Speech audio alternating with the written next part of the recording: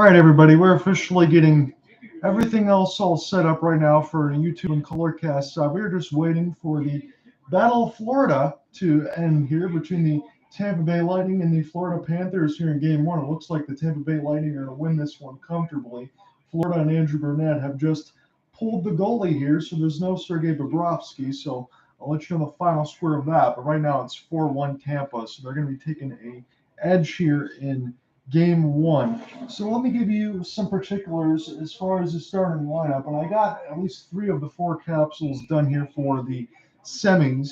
So we're all good for that side of it. So let me give you some starting lineups. And again, if that changes, I'll keep you abreast of it too once we get started on that side. So it's Ryan O'Reilly, Braden Shen, David Perron, and then Nick Leddy and Colton Parayko for the St. Louis Blues on that first line. Robert Thomas, Pavel Buchnevich, Vlad Tarasenko, Cal Rosen, and Justin Falk. Ivan Barbashev, Brandon Saad, Jordan Kyrou, Tyler Bozak, Alexei Toropchenko, and Scott Perunovich. It's Nico Mikkola and Robert Bortuzzo on the third line defense. It should still be Jordan Binnington in goal for the Blues. As far as the Avalanche is concerned, they've been off for a while. They had that sweep of the Nashville Predators, so we'll see how they come out tonight after not playing for quite a while. Nathan McKinnon, Valery Nichushkin with Mikko Rantanen. Devin Tays and Kel Mccarr will be the first-line defense. Nazem Kadri, Gabriel Landeskog with Valtteri Lehkonen, and Samuel Girard and Josh Manson on the second-line team. JT Compher, Andre Burakovsky, and Nicholas Aube-Kubel with Nico Sturm, Darren Helm, and Andrew Cogliano. Bowen Byram and Eric Johnson round out the last defensive pair, and it should be Darcy Kemper in goal here for the Avs. So once we get everything all set up, we can get the official call. But let me give you some notes and everything else while we're underway. Got the recorder set up. I got the YouTube side set up. So we should be all good here. So for the St. Louis Blues and the Colorado Avalanche, it sounds like this. So in recent history, just in the regular season, it was 2-1-0 in favor of the Avs in the regular season. In the 2021 playoffs, it was 4-1 Colorado. Now, when you're going into this, you should know that both teams are very, very stacked. So there should not be, again, I could probably take the Colorado Avalanche just like a lot of you else would in terms of who's going to win in the series, but both teams are stacked. So what I'm saying is there should not be a 4-game sweep. It should be a pretty fun series on both sides. So again, St. Louis is coming off of a 4-2 series win over the Minnesota Wild. They scored 3.67 goals. They gave up 2.67. About 30.8 on the power play, 83.3 on the kill. They swapped between Jordan Binnington and Bill Husso. Husso lost in the first couple games. Came back in there with Jordan Binnington, 943 save percentage. Points later in a 6-game series with David Perron with 9, Ryan O'Reilly with 8, Vlad Tarasenko with 6, Jordan Kyrou with 4, and Colton Parayko 4. The defenseman was also a +6. So we welcome you into the coverage now. It's just within a minute here. So TNG just moved over to St. Louis and Colorado. So good thing I got all the lineups and everything else set here. So we got a 4-1 win for the Tampa Bay Lightning in the previous game. This is Samuel Girard now with the puck for the Colorado Avalanche. So this is game 1 of the Western Conference semifinals between the St. Louis Blues and the Colorado Avalanche. So Darren Pang is going to feel right at home, covering his normal team that he would. So he's part of the TNT coverage on that. Colorado has us toward the left faceoff dot. Girard is lurking in that blue paint on the other side, and the shot is gloved and stopped there by Binnington. Again, if we get some other lineups there, I will confirm all that stuff. So Darcy Kemper is in goal for Colorado. Binnington is in goal for the St. Louis Blues. So as I was saying, this should be a good series. Colorado is coming off of their 4-0 sweep of the Nashville Predators. They averaged 5.25 goals for, 2.25 goals against. Power play was ridiculous, about 44%. Their penalty kill was just 76%. So I would expect those numbers to be moved up. Face-off was won there by Colorado. It's put on the slot from Mccarr for a shot. Landeskog tried to get to this one first. He cannot as it goes across the red line and sweeped in. Binnington comes out of his goal crease to play this to his defensive partner, and they're going to try to get it all set up here. So let me get my lines and everything else in front of me as well. So it's Nick Leddy and Colton Parayko on the ice right now. Parayko's got it as he's trying to skate through with Jordan Kyrou, and Colorado intercepts this thing right now. McKinnon, and they're with Rantanen trying to get in on the forecheck side of things, and Evan Barbashev now gets us across the red line. Nice skate in there for Brandon Saad against his former team. Tries to play that one on front. It goes off the blocker of Kemper, picked up toward the blue line side, and Colorado is going to try to just chip this in because it's a 4-on-2 on the other side. We'll see who's the first to get to it. Nico Sturm almost got to it for Colorado. So this is my first Colorado playoff broadcast side of things. So coming off of the sweep, it's interesting to see as Helm's shot goes wide. Tarasenko gets on the forecheck of Kel Mccarr. Helm throws the body down as he knocks down Portuzo. That was a little bit of a surprise.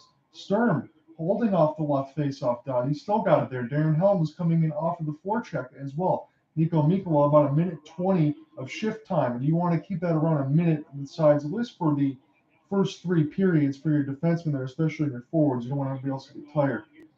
Tyler Bozak in the fourth line. He gets a shove that's blocked to the side by Kemper toward the left face-off dot, and it's chipped in through the red line as St. Louis has this now.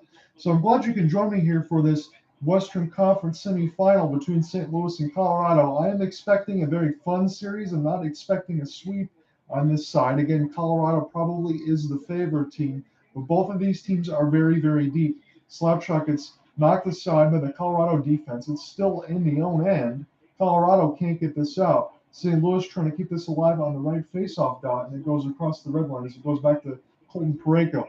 Parayko's going to throw this back to Nick Leddy. Nick Leddy's been a good pickup for the Blues since coming over from the Red Wings. Nice move there for Nathan MacKinnon, and stopped there by Jordan Binnington off the toe drag. He went toe drag left to right, tried to fake out Binnington, and Binnington said no, and he stopped it there. So it's 3 shots on goal for the Colorado Avalanche to 2 for the St. Louis Blues.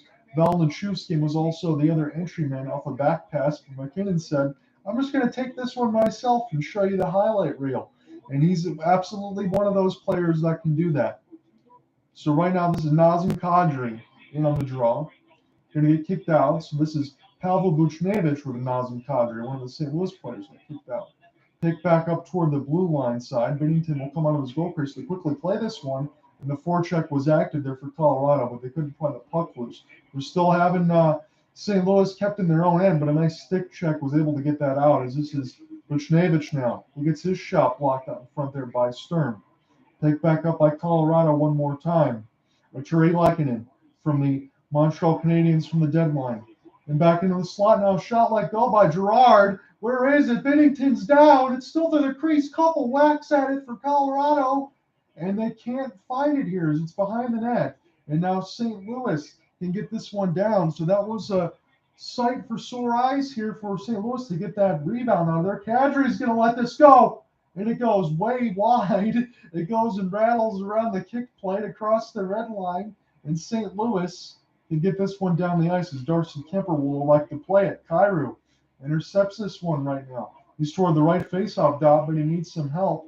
Colorado doing a good job trying to keep those active sticks out in front. Shot blocked out by Kemper, and then it slid right across the blue paint. Tried to get saved on the blue line, but cannot. And here comes Colorado. Nice kick ahead. Chance off backhand forehand and stopped there by Binnington with the goal stick. Now this goes back to Colorado in their own end with Girard as it's put all the way down the ice. And St. Louis is going to touch up here for an icing. So Jordan Binnington, very, very solid early on within the first 5 minutes of the contest. Again, we just checked in with the live action just a minute in as they shifted over from Tampa Bay in Florida. Tampa Bay got a 4-1 win in the first game in the Battle of Florida. Binnington did an excellent job so far. Wow, the Kadri shot just went off the top of the post. But, man, Binnington was doing a good job sliding side to side there, and with the goal stick, just knocked the chance away. So this is going to be an offensive zone draw here. Robert Thomas is going to be in here for St. Louis if he can win this one, as opposed by JT Compher. Thomas wins this one clean. It goes back toward the right D to Nick Leddy. It gets slid across the blue paint, picked back up by Colorado now, as Mikko Rantanen is going to get this one down the ice. St. Louis intercepts, plays this one off the kick plate to open right wing side, and nice forecheck in there by Vlad Tarasenko as he keeps that one. Colton Parayko trying to hold that blue line as well. Tarasenko doing some yeoman's work, but St. Louis has to come all the way back out with Nick Leddy now Parayko just to make sure they don't go off sides. Parayko needs some help. He's going to bank this one back to his defensive partners. They've just switched the lines and then got some changes here. Parayko gets this one across now as it goes through the red line and picked back up by the Colorado Avalanche defense. Again, they have not played in about over a week here, so we'll see how sharp Colorado is in the early going. But it's been good on both sides so far with 4 shots on goal.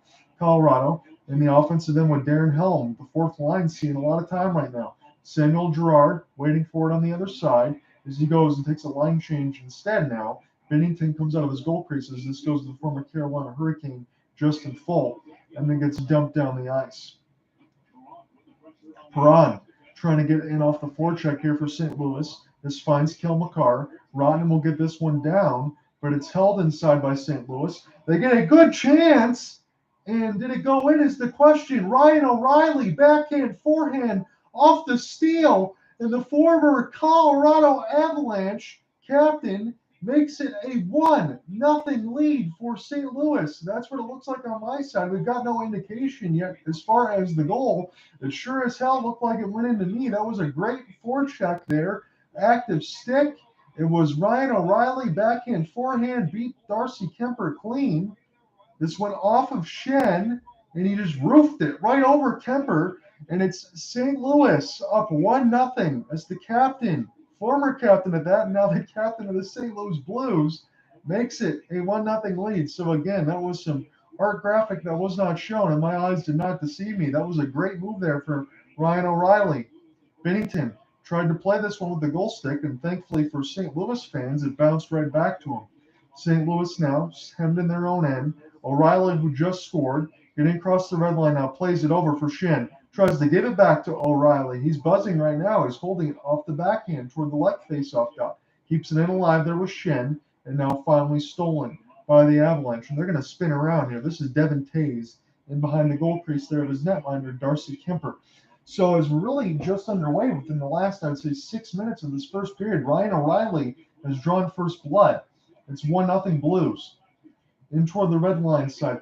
Picked up there. JT Compher. What a move! It's the bar! My goodness, they hit the right side bar off the toe drag. Stays 1-0 St. Louis. Thomas now plays this one for Falk. Falk goes all the way down. So, again, for all the accolades that Colorado has, and I really say this should be a longer series as this goes out in front of the blue paint, picked back up by Colorado. But St. Louis, you cannot take them lightly. Again, worse the first a couple of years ago, winning the Stanley Cup. This is a team on both sides that are very, very stacked with talent all the way across the board. All 4 lines can get you some point totals and lay the pain. And that's what you should see so far in this series. So this should be an exciting one, especially for me on the first time. Got a Colorado regular season game in. It's stolen. Hemmed in there. Good forecheck in there by St. Louis. Kyrou blows a tire. Still plays it back, though, just to be able to take a line change and all that. So nice heady work there for the Blues. This is picked up now by Sturm. Going to try to get this out of the defensive zone as the Colorado Avalanche. And this is the assistant captain now, Gabe Landeskog. Captain, I should say. From Ryan O'Reilly, now it's Landeskog. Landeskog, thankfully, coming back in from that injury and giving very supportive production on everything else in terms of what a captain should do in terms of the advanced age and all that. He's still got all of it. St. Louis, nice work there.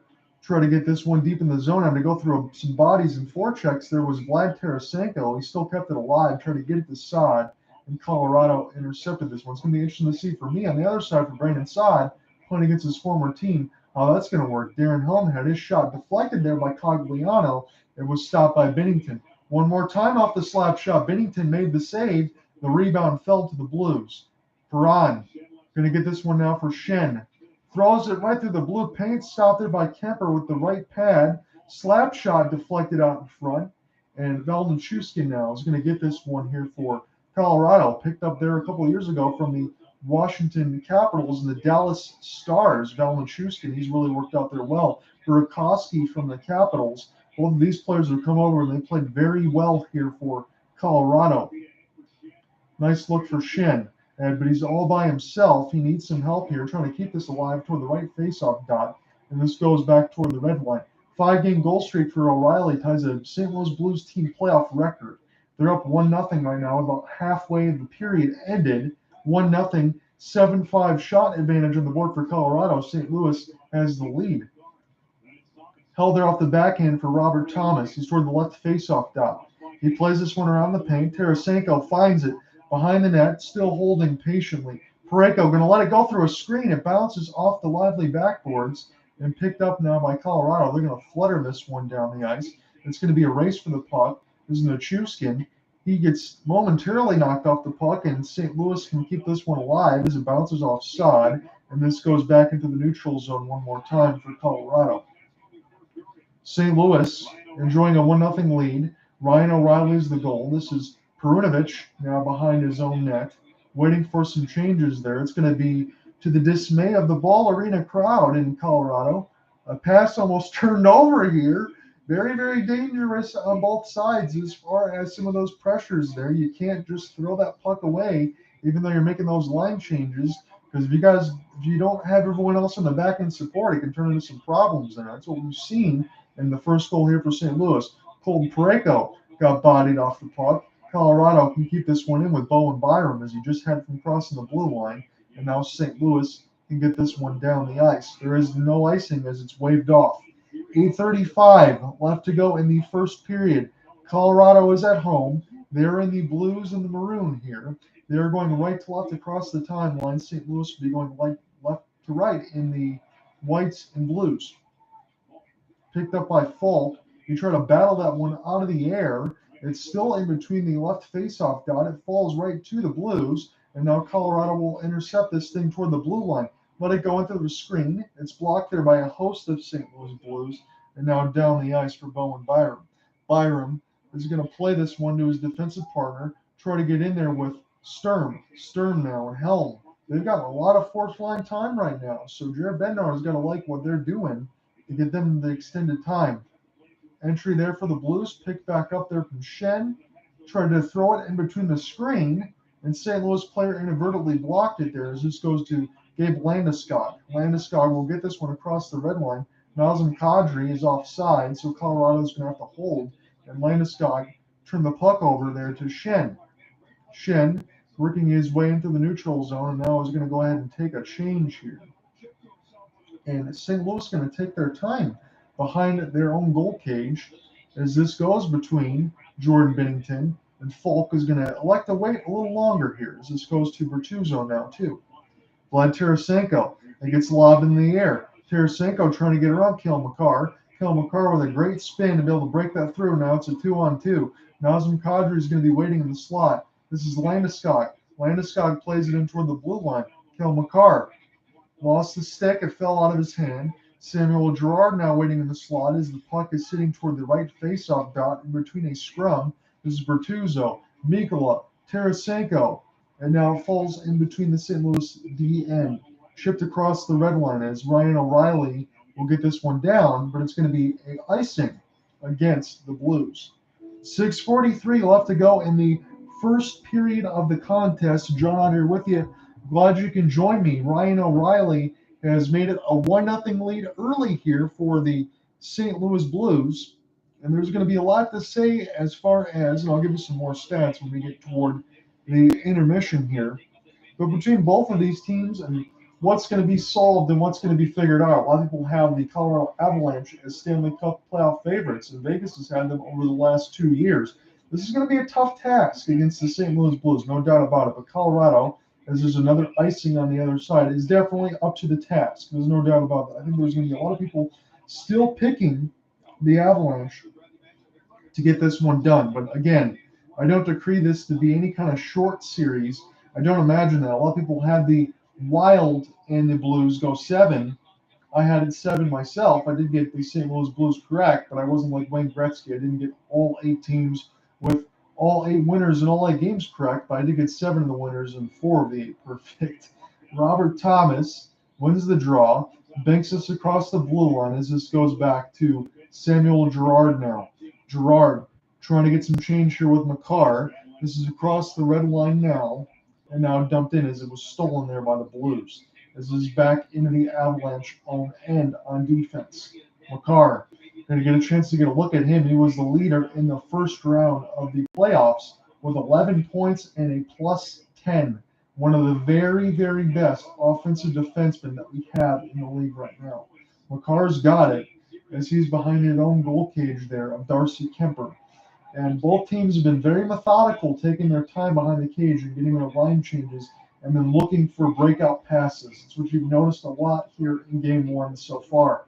David Perron tries to get this one across to O'Reilly. O'Reilly, your goal scorer here in the game, as they've drawn first blood, the St. Louis Blues. 6 shots to 5. Picked up there Nichuski. He's working his way in the slot, and I think they're going to call an offsides here on the Colorado Avalanche. Kadri entered too quickly. This is going to be a neutral zone draw. 5:27 left to go in the first period. St. Louis up 1-0. Come right back. Every business, big or small, coast to coast, needs internet that can keep up with its demands. Verizon has fast, reliable internet solutions nationwide, so you can power your business to do more. Find the perfect solution for your business.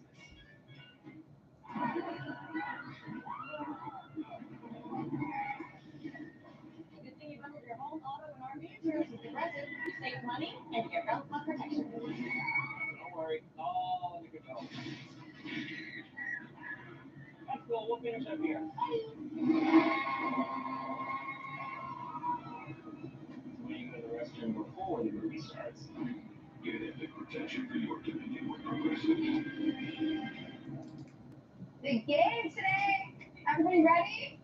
Alexa, ask Duke to start my enclave. Starting your Buick Enclave. I just love our new Alexa. Dad, it's a Buick. I love that new Alexa smell. It's a Buick. We need snacks for the team. Alexa, take us to the nearest grocery store. Getting directions. Alexa will get us there in no time. It's a Buick. Let's be real. Don't make me turn this Alexa around. Oh my. The Buick Enclave with available Alexa built in. Ask Alexa. Tell me more about Buick SUVs. Here you go.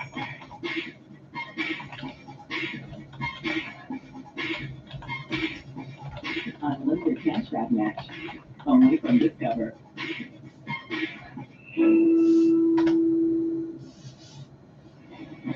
The NHL on TNT is brought to you by DraftKings Sportsbook. So we're going to get back underway here in the first period action. It was Ryan O'Reilly that got the St. Louis Blues on the board first, 1-0. This is the TNT side. I might switch to Sportsnet here in the second period just to see what the coverage is going to be. So they've been showing Ryan O'Reilly on the TNT side here. It was a backhand forehand off a clean steal with the help there of Braden Shen. Some good active stick work, and that's what finished it off there for St. Louis. There's talking about 5:30 left to go here in the first period of this contest. So face-off is won in the neutral zone here by the Colorado Avalanche as it's down the ice now. This is in the St. Louis defensive end. Kept alive toward the blue line. Eric Johnson slap shot gets saved there by Jordan Binnington. And now here come the Blues. Although it's a 3-on-3 developing, got broken up nicely there by Kel Mccarr and Eric Johnson on the other side. So Nicholas Obey-Bell, part of the third line here for the Avs. They get this one across the red line and dump it down. It's going to be a chase for the puck right now as this goes to Cal Rosen. And this is going to be an icing touch-up, it sounds like, against the Colorado Avalanche as Greg Berube looks on. So Jared Bednar and Greg Berube, both really, really good coaches on both sides. And again, for what I'm looking at and what I'm interested in seeing, and I've said this a few times over the broadcast, but it remains to be seen again. It's true. In the sense of Colorado not playing for over a week. How do you come out in this game? Are you sharp? Are you keeping the intensity? Again, 7 shots to 5 on the shot board, so that looks good there. It was a bad giveaway in the own end, which allowed Ryan O'Reilly off a good active stick check to be able to get that goal there. Robert Thomas, going to do it again here on the draw. It'll be with Sturm opposed on the other side. And again, the ref doesn't drop this one fairly enough, and now they kick out Robert Thomas. So it's Pavel Buchnevich and Nico Sturm. Buchnevich, this goes in between the escape blades of the zebra, and this goes back across the red line here. So St. Louis, odds to win the series are plus 290. Colorado's a minus 380. So heavy favorite in terms of the Avalanche, but again, I don't think this is going to be one that comes too easy. But long, long way to go as we just got started in this series at 4:30 left to go in the first period. Buchnevich now goes back into his own end. So after he's winning the faceoff draw, a nice 200-foot play, and then he goes ahead and gets a change. This Colton Parayko is now on the other side. And again, this has been one of those long waits in the defensive zone to be able to get some changes. Both teams right now, both teams inside of Greg Berube and David Bednar, both times in the sense of it, they don't want to be caught with a fleet foot, bad turnover, things like that. One of them equated in this game, but still, that's what you're seeing. Nolan Shuskin to Nathan McKinnon that turned to be a clever drop pass. Nathan McKinnon now spinning his way behind the left faceoff dot. He went all the way around the right dot, back into the slot. Stop by Bennington, down! And is the puck underneath him is the question. It is. So that was very, very close. That was some tremendous work by Nathan McKinnon. He went all the way toward the right faceoff dot, the left faceoff dot. He found his way into the slot. He picked it back down, was able to hold off the body and save it, and stopped it there before it was a goal. And we got immediate timeout with about 3 minutes left. Come right back. There's too much pressure in the Good luck with the future in-laws tonight, Don't overthink it. but don't underthink it. Don't talk about your cover band. Don't talk about your fantasy teams. Don't talk about it. You're gonna do great. At least Geico makes bundling our renters and car insurance easy. We do save a lot of money. Oh, no. Oh boy, where are you going for dinner? 1987? For bundling made easy, go to geico.com. It's your Uncle Cooper. These Cooper and Duramaxes aren't just tough. They're everyday tough. Okay, there's a lot of improvement. Oh, with the Coopers. Are you haunted by your cable service? Have you noticed strange, frightening fees on your monthly bill? Do you experience feelings of dread when you pass by your cable box? If the answer is yes, Who you gonna call? DirecTV Stream. Now save $30 over 2 months.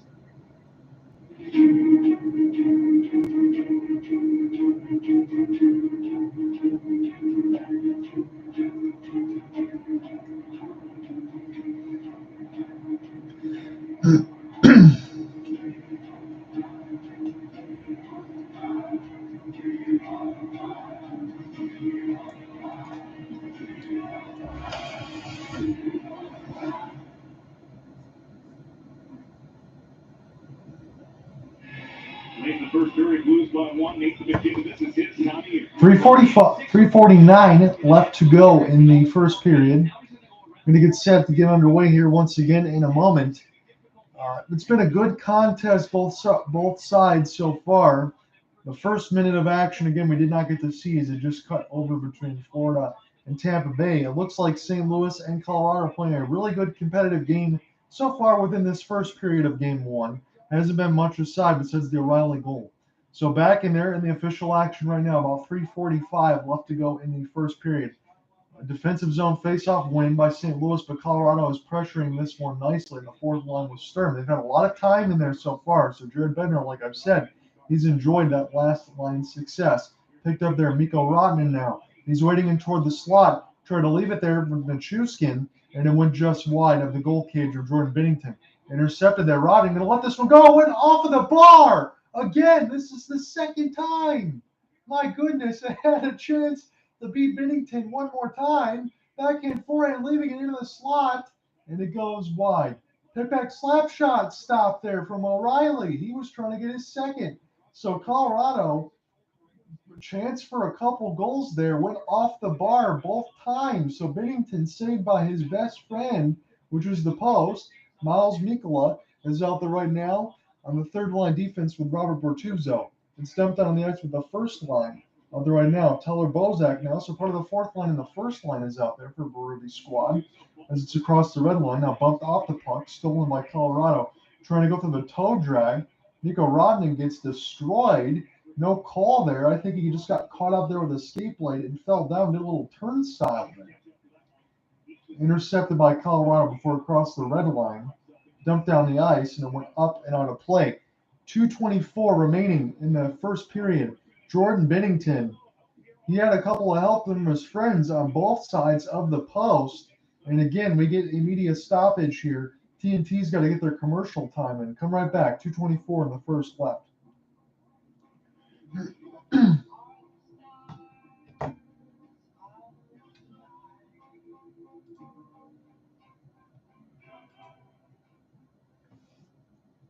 Lexi, put our favorite song again.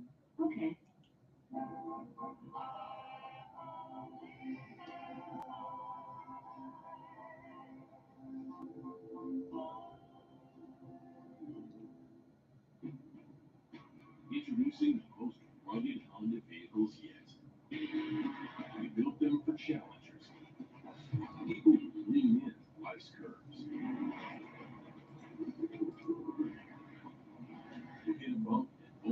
crossover pilot. Rise to the challenge. The Honda Pilot CRV. So again, the only other hockey game of the day, because now we're down to just 8 teams left. We're in the semifinals. So we're going to have a Western Conference, Eastern Conference split within the next few times as it separates over. I'll probably be on the call with all of you tomorrow again if I don't get the response back from Cooper Hopkins as far as the Battle of Alberta, because Calgary has won. Again, that was the voice crack call from me just a couple of days ago on Sunday. That turned to be an epic 7-game series. So we're gonna at least cover one of those games. So it'll be either Wednesday, Friday, or Sunday on that side. But if I don't get any response back from him for tomorrow before that game, I'll cover something in the Eastern Conference or a different game altogether in the sense of it, and then maybe get toward the NBA playoffs and the conference finals toward the weekend, and then try to pick up one of those boom mics because I know it's not going to echo as much on the other side for the Logitech cameras. Face off, one in the neutral zone there by Colorado, and dump down. Picked up by Bennington now out of the goal crease. Bennington can get this one down. This is stuck in toward the red line, and now this falls back to the St. Louis defensive pair. Intermission report is upcoming in just about 2 minutes here. O'Reilly pressuring in there. Vlad Tarasenko gets in there as well. He leaves this one out there. Shen does, and it gets blocked and picked back up by Colorado in their own end. Everybody's all kind of spaced out here right now. This is Landeskog. These are for Kadri toward the left faceoff dot. Nice back pass to Gerard. Slap shot gets teed up. There is a broken twig right in the middle of the slot. So that's going to make some things a little bit difficult here as play is still live for Colorado in the offensive end. So it's 1:30 left. Samuel Girard is going to try to catapult this one down. It bounces off. Burakovsky picked back up by Sturm. He tried to pinch in and he can't get it. It's going to create a 2-on-2 here for St. Louis if they can find this puck. Brandon Saad could not get to it. And now Colorado is able to get this one down. It bounces off the twig that was broken in half. So again, the shaft of the stick is more toward the left face-off dot, and the whole other twig is toward the right dot itself.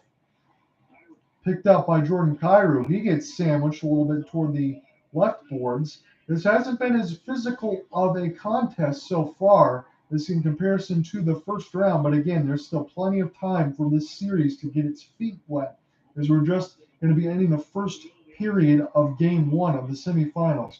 Nathan McKinnon, series of toe drags, lifting, going toward the left face-off dot from the right, working his way into the slot, keeping it across the blue line. Ryan O'Reilly stayed with him the whole way to knock him away from that puck, and it goes down the ice as this finds Devin Tays.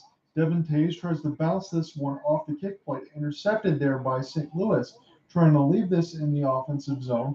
Active stick checking there by St. Louis has been very noticeable right now, and this is a hybrid icing. This one's going to go against Colorado. So with 15-5 left to go in the first, as we got about 15 seconds left, it has been St. Louis 1-0, courtesy of Ryan O'Reilly, the former captain of the Colorado Avalanche, now the captain of the St. Louis Blues. They've gotten this one within the first 5 minutes of the contest. So very, very even between both sides. Ryan O'Reilly also taking a seat on the bench right now in the last shift. Nathan McKinnon is out there in the defensive zone in there for the draw. He loses it. One there by St. Louis. Slap shot by Parayko. Stopped there by Darcy Kemper. Tried to get saved by Buchnevich. Down to 5 seconds left to go in the first period. Colorado is going to be able to skate this one down the ice. Couple active stick checks is going to stop any chances they can get before the horn. So after one, it's the St. Louis Blues up 1-0. Colorado has an 8-7 advantage on the shot board, but it's been very tight between both of these two teams. Come right back. If there's anyone in the caller cast section, we can comment and talk about some other sporting events, but if not, we'll be back for the call in the second period.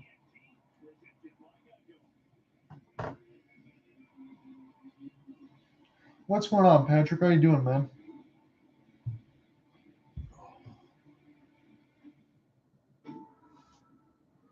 We need to start fresh. Cut whatever ties they only had before.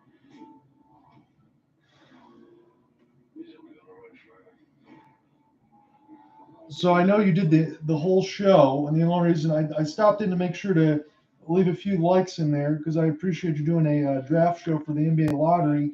I'll give you my thoughts here in the sense of it. I know that some of the people that were in there with you, and I'm not going to, everybody's entitled to their own opinion, and I'm not just saying this because you and I are from Michigan and all of that. When you think about a lot of those other teams that need a pick, the Pistons are still right up in that line. Again, you can say that you're happy that they didn't fall out of the top 5.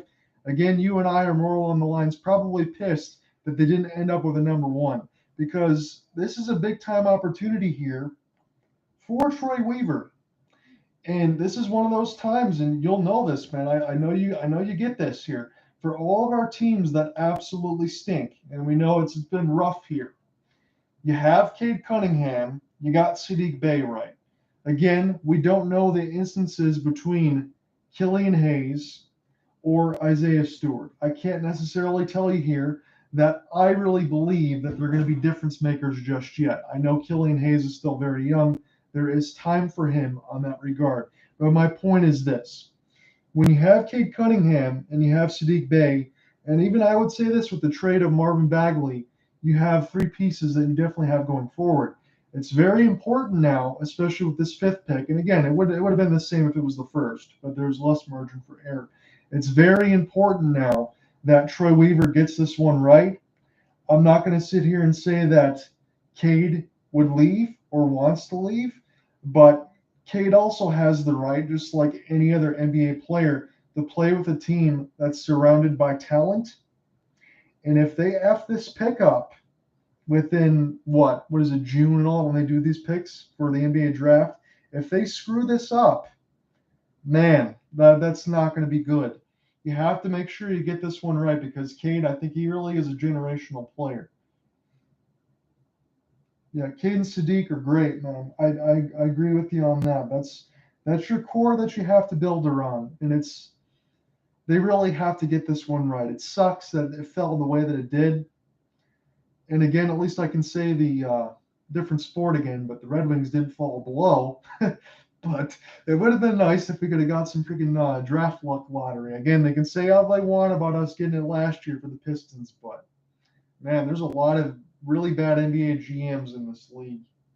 Bad teams that don't want to make a difference. We don't want to see any more Blake Griffin trades, Josh Smith maneuvers. I think they're still paying for Josh Smith as far as the salary cap and all that too. I think at least for a couple more years. So if you want to get out of those doldrums, you know that better than anyone else. You got to do it through the draft. So hopefully they figure that one out.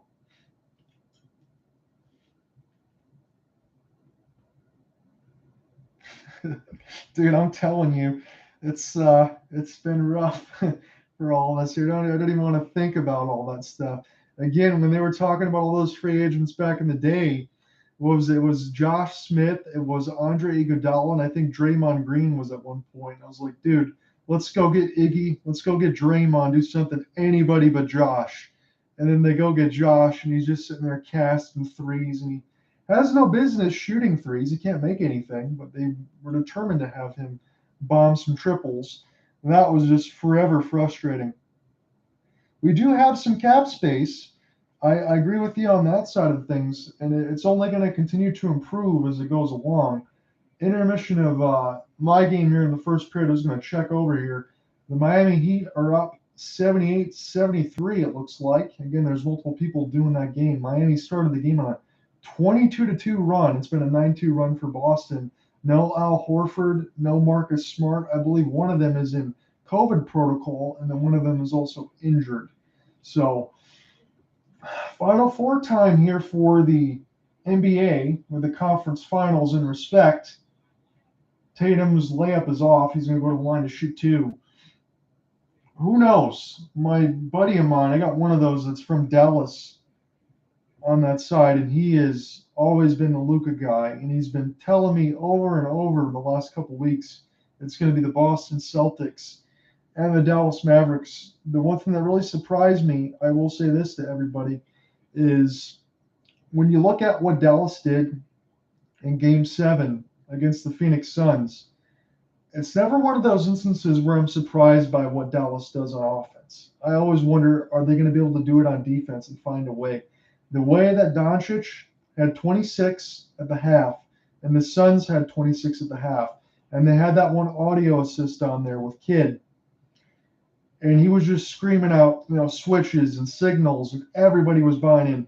That was some of the best defense I'd seen in an NBA game of recent year, in the years of the three and all that stuff that we've seen, just an explosion. I'm more of an old school guy. I like more of the post scoring and paint work myself, but I like the threes when they're open, not when they're forced. Dallas is one of those teams that gets very, very hot and cold from beyond the arc. But if they can play defense the way that they did and continue this in between the Warriors and then whoever wins out of the East, they got as good a chance as any if they're going to do that. And as much as I'd like to say that they need to improve some of the things on their roster, if you play defense, it travels more than anything else, and they have a chance to get it done.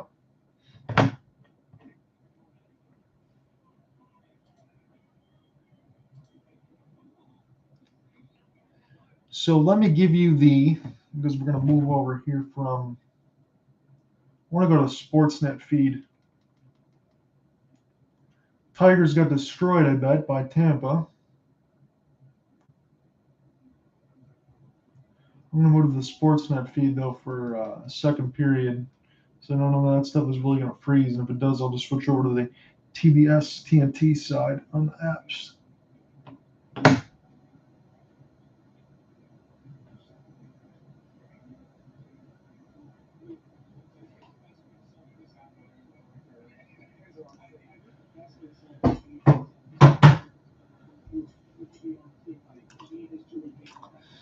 So in this game, in the first period, it was 6:25 mark. Ryan O'Reilly from Braden Shen made it 1-0 St. Louis. Again, we lost the first minute as they were cutting from the TNT side between Tampa Bay and Florida. So the first game in the Battle of Florida, it was all Tampa Bay. And there was a lot of people still saying, I see a lot of these things on sports radio about how Florida is still the best team in the East. Tampa doesn't have a chance. I think they were saying that a lot throughout all this stuff when the playoffs even began. It was a 4-1 win for Tampa.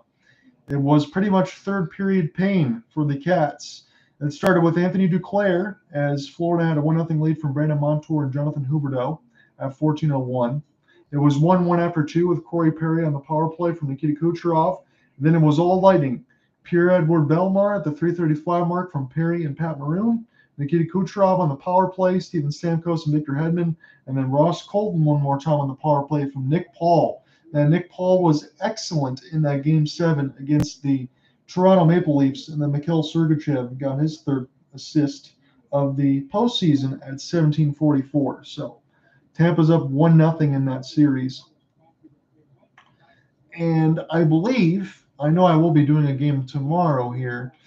If it is Cooper Hopkins and I on the call, it's going to be Battle of Alberta. That's going to be tomorrow at 9:30 p.m. Eastern between Edmonton and Calgary. Him and I will probably either get the Wednesday, Friday, or Sunday game between game 1 and 2 or 3. Or if not, I'll probably be on the Rangers Carolina Hurricanes call because I imagine everybody else is going to be covering basketball stuff. So I'll take care of the hockey stuff. If nobody's going to end up covering that, I like doing it anyway. So no problem for me. Probably get a basketball game in on the weekend. They're showing some of the highlights here on the CBC side. Jordan Binnington was saved by the post twice. Could have been a couple opportunities for Colorado to score here, but they've been kept off the board.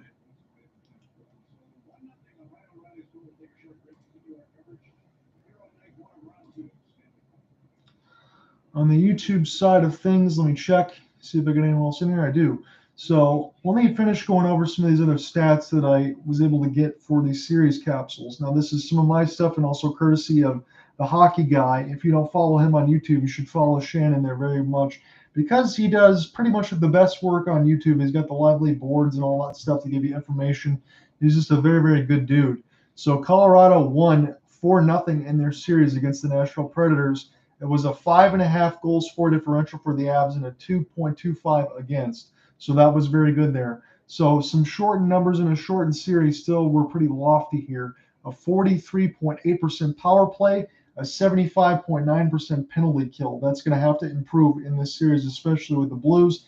It was Darcy Kemper and Pavel Francouz in goal. Kemper was a 934 save percentage. He's your starter likely with Bednar unless things go south. Pavel Francouz was a 902. He got the early start in there and through some garbage time, but he's not going to be one of those guys that's going to get your starting goal. So Kel Mccarr, the defenseman, he's one of the very, very best offensive defensemen you got in the league.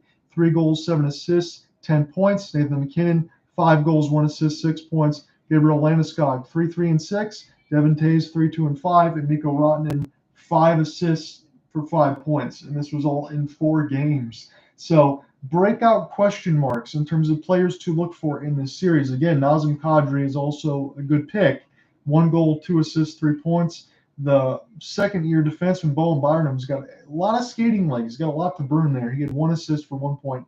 And Nicholas Aubé-Kubel, he was the pickup from the Philadelphia Flyers during the trade deadline, does not have a point yet in the postseason. You know what, man?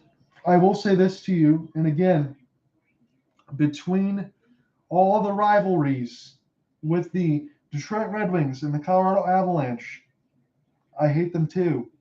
But I have to be very, very diplomatic on the call. I always try to make sure to do all that stuff. No really rooting interests in there, although I will say if I get a chance to work with Cooper Hopkins, I know he's the Calgary resident. I got to secretly root for them because I like working with them. It's fun. But no, I'm with you. My buddy I went to school with here because I went to Waterford Kettering High School. I'm not sure where you went from on the Michigan side or where, well, in terms of where you live, but he is a huge Colorado Avalanche fan. I've known him since middle school.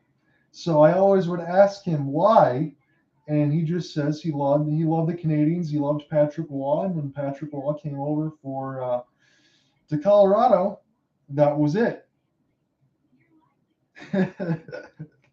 So the funniest thing was when Patrick Waugh was the head coach for Colorado for a few years, and Joe Sakic was the GM. You and I know just as much, even though we can despise a team, that the Red Wings and the Avalanche, there were no 2 better teams to ever play against each other. My first game was in 5th grade. I think it was April 1st, 1997. That was the fight between Chris Osgood and Patrick Waugh. That was just after, the hit on Chris Draper, turtle incident, things like that against Claude Lemieux. That was my game. And the 10-year-old me at that time was wondering if every hockey game would be that great where you would see that many fights and that many goals. But that rivalry, that hatred, that history, that's something that you're never, ever going to see again. But, man, those were some wonderful, wonderful memories. Now, the only good thing that can happen out of this, and it's going to be a while here for the Red Wings, but I think you and I probably believe more than in Steve Yzerman more than any other GM in this town or any other team. I don't really get all the love here for the Lions here lately, but I'm gonna digress that. I don't know as much football. I just stick with the baseball, basketball, hockey. I know my own spots of what I know, but Yzerman will figure it out. The best part about being in the East is Detroit and Colorado, if they're going to meet up, they're going to meet up in the Stanley Cup Finals. Now, wouldn't that be something to just punch them right in the mouth? Again, that's years away, but that's the one thing I have to hope for. So between that or playing the Blackhawks in the finals, some of those other rivalries that we used to have in the Western Conference, again, we can argue whether or not Detroit should have ever been in the Western Conference. But I'm going to miss those times growing up where I come home from the Oakland Press when I used to work there, 12:30 at night. I would turn on and listen to Ken Kel and Paul Woods on the ticket. And then we get those late night games. Man, that was some good shit back then. I wish we could still have those. Yes, it would be. No doubt about that. It's always one of those teams that you really hate on one side. And again, I think for me too, for Colorado, I might not hate them as much anymore as I hate the Pittsburgh Penguins, because of the Game 7 loss where Marc-Andre Fleury, again, Marc-Andre Fleury, the Flower, is a fantastic goalie. But us losing that Game 7 to Joe Louis, that was freaking rough. That was rough, man. I don't know if ever really get back from something like that. I'm still pissed at Ken Holland for cleaning out the cupboard, and it's probably Mike Ilitch too. I know it's Chris Ilitch now, and I think Chris Ilitch is probably, I'm going to be honest here with you and use the words, I think he's a little bit more of a cheap ass as far as being able to spend some of this stuff. That's why I'm glad that Steve Eisman's kind of running some things. But man, Ken Holland cleaned the house for that trade for the playoff streak, and then bolted for Connor McDavid, Leon Draisaitl. How lucky is he for his second job opportunity? Thank him for his services, be able to do everything with all the draft. Don't get me wrong, 90-91, Nick Lidstrom, Sergei Fedorov, stuff in 2002, getting Brett Hull, Robitaille, all these other guys without a salary cap. With a salary cap toward the end, Wings didn't look so good. And Datsuk and Zetterberg did not have those same kind of come-ups. When Yzerman, Shanahan, Fedorov, all these other guys were trying, here comes Datsuk and Zetterberg. Well, where were those pieces for Datsuk and Zetterberg when it was time for them to hang it up? There wasn't.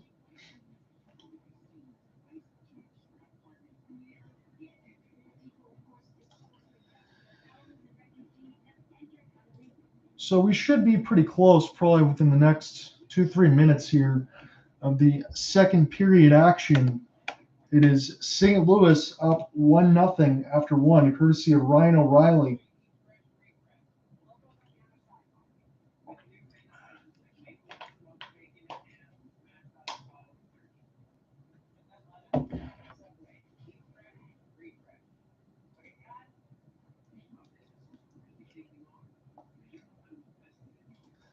I'll give you a quick NBA box score update here. So it's all Miami.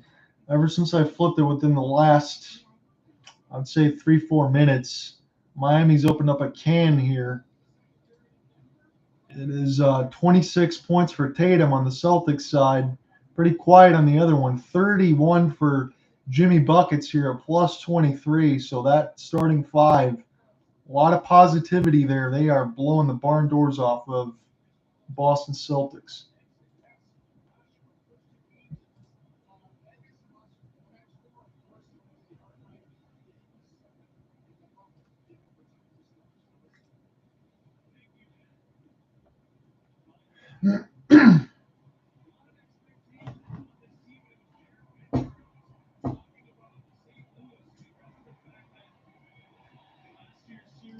So we're going to get set here now for the second period call. This is Ryan O'Reilly getting the draw here for the Blues. It gets kept across the red line. Nico Rottinen is going to leave this here for Burakovsky, and Binnington fights off the backhand. Pick up by Nathan McKinnon. Spinning him toward the left face-off circle. Stick goes up in the air, one of the St. Louis forwards, and down the ice where Darcy Kemper will leave this one for Kel Mccarr. Again, if you have not watched the Colorado Avalanche, keep your eye on defenseman Kel Mccarr. Number 9, toward the left side of the face-off dot right now. You just got the puck now. He can make some bullet passes and see it like the wind. He's one of the very best. Stolen there at the red line. 3-on-2 here for the Blues. It gets knocked up across the blue paint. Colorado might have something on 2-on-1. Nichushkin, he was going to be the slot man there, but they elected to shoot there with Burakovsky, and it went up high. Colorado has this now on their own defensive end.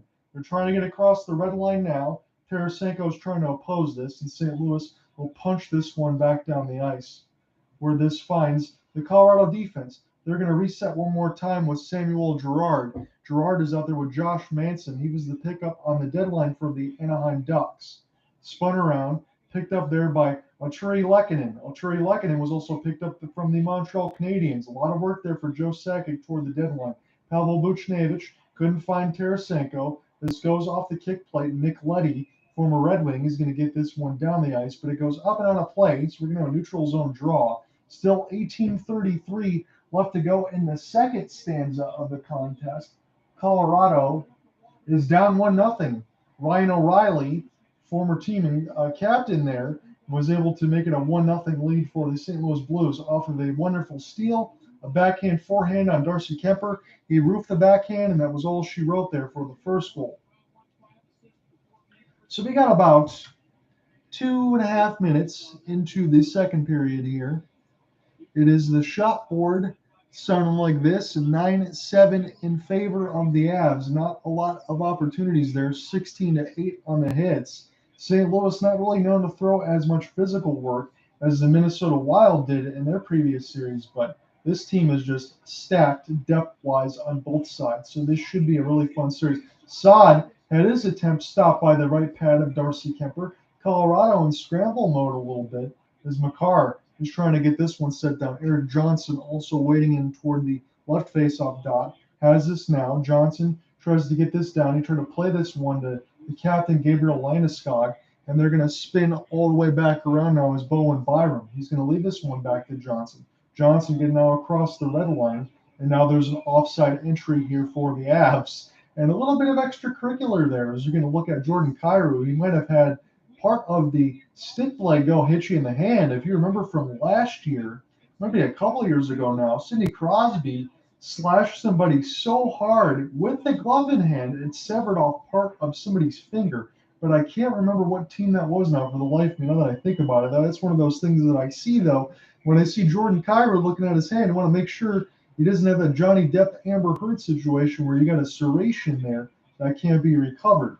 Picked up now by St. Louis. Buchnevich tries to leave it there, and Colorado was able to shot dive that thing down. It's a 2-on-2 the other way. Darren Helm leaves it across there, and Helm goes all the way back now to pick it up.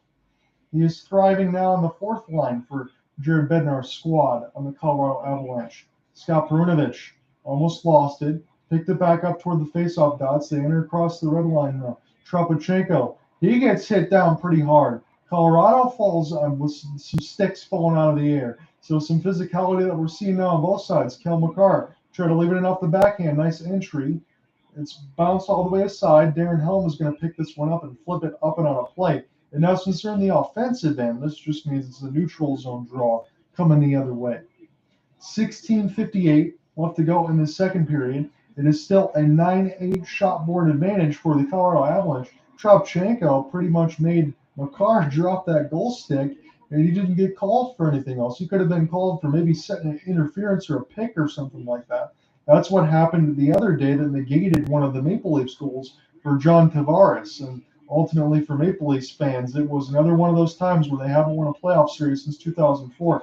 Rodman, chance scores off the rebound. The Avs tie this one with Val Nichushkin. The Dallas Star that came over there from a couple of years ago has knotted this one. Binnington, no chance on the secondary rebound. It fell right into the left faceoff spot.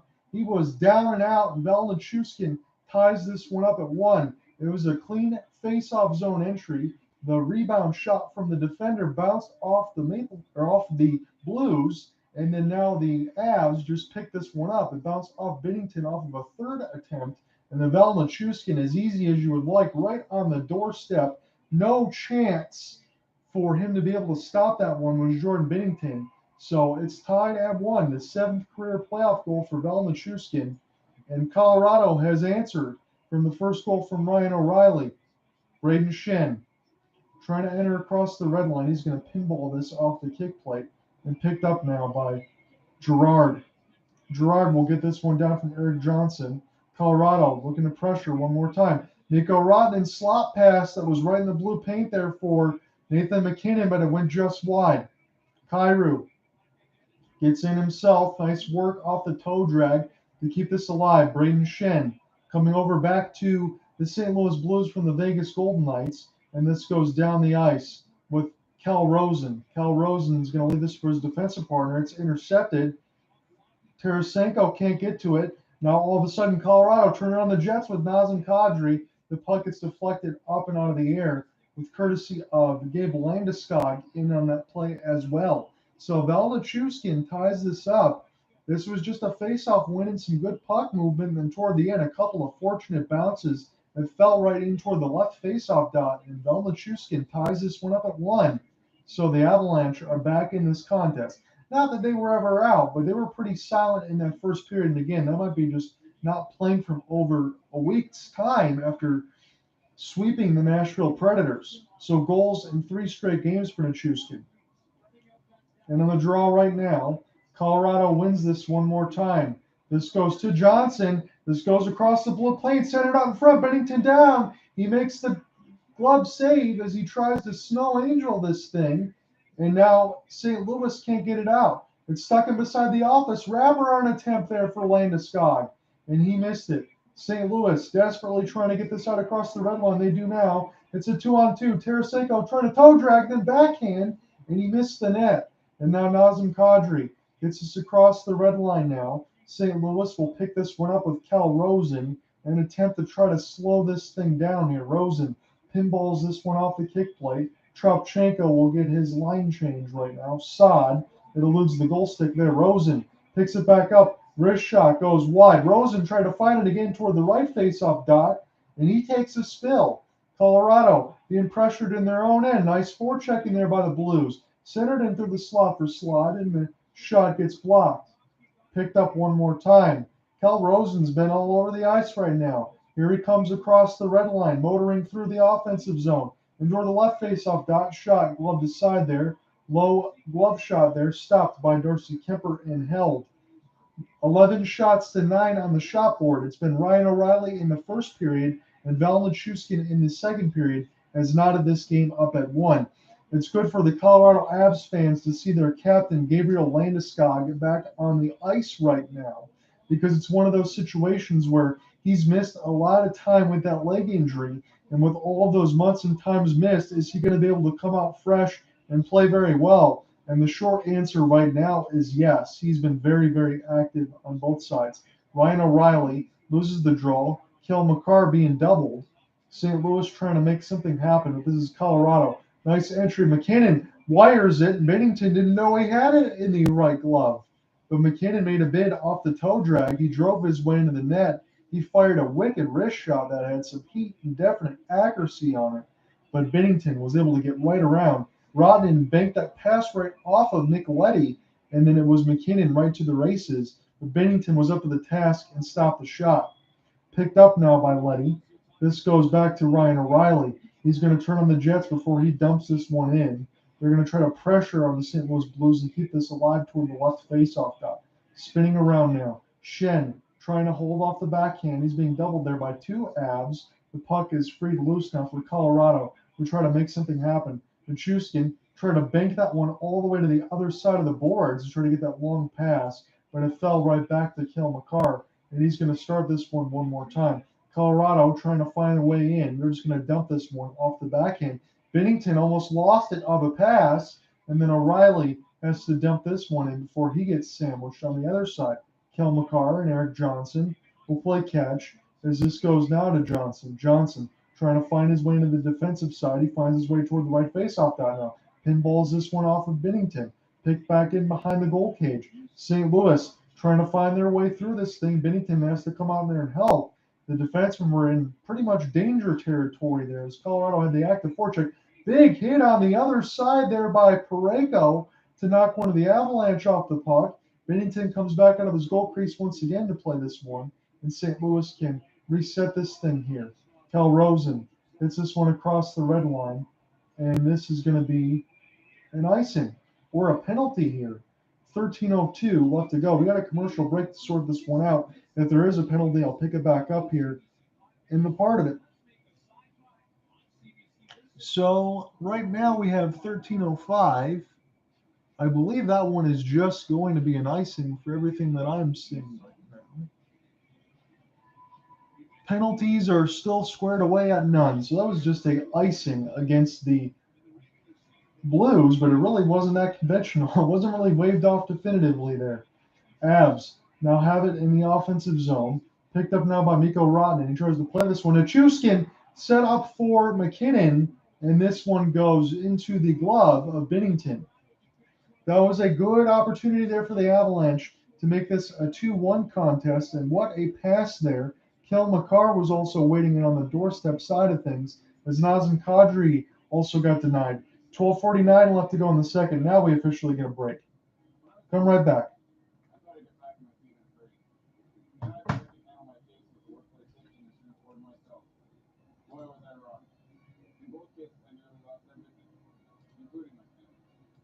The experts at associates were able to win the claim and get his life back. If you're an injured worker, call the expert. So as we talked about, the power play percentages of both squads are very, very lofty. St. Louis at 30.8, Colorado at 43.8. I would imagine the Colorado number to dip down a little bit.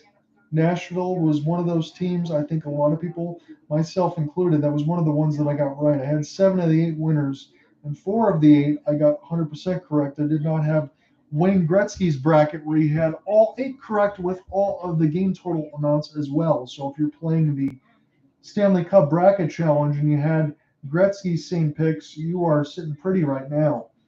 But between that power play percentage and Nashville, Nashville was just one of those teams that didn't really have an opportunity. And a lot of people said so as well. Maybe they would steal a game if Jussi Saros was available to even go at all, but he was not. It was Connor Ingram. He certainly fit the bill because David Riddick wasn't ready to compete in that series. But again, your backup goalie doesn't get a lot of time, especially if you're Jussi Saros, when you're having all of that same ability. So I'd expect that power play number maybe dip a little bit down, but the St. Louis Blues penalty kill and the Colorado penalty kill at 75.9, I would expect that penalty kill would have to go up a little bit because if they're striking at that percentage where they're giving up 1 out of every 4, big advantage for the Blues. Let's get back into the official action right now. So don't see this very often when you see Landeskog and McKinnon also on the bench, but McKinnon's also skating with a gold chain around his neck. So if he isn't much more of a badass, he is more now. Won the draw by Colorado, centered out in front of the slot. It goes wide of Binnington toward the right faceoff dot, where is Samuel Girard. He gets fought off there by Parayko on the other side. It's still stuck in toward the left of the D side. It's Josh Manson with this shot just fluttered there harmlessly, still hand inside the Blues defensive zone as Parayko is trying to knock this one loose. And now St. Louis finally gets this down. So it's 6 minutes and 42 seconds of ice time in the offensive zone for Colorado to about 4.5 for the St. Louis Blues as it stands.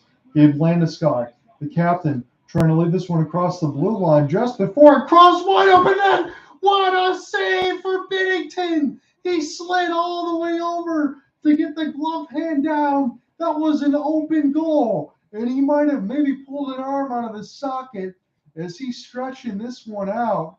He's shaking the shoulders out. This was as open of a yawning net as you could get.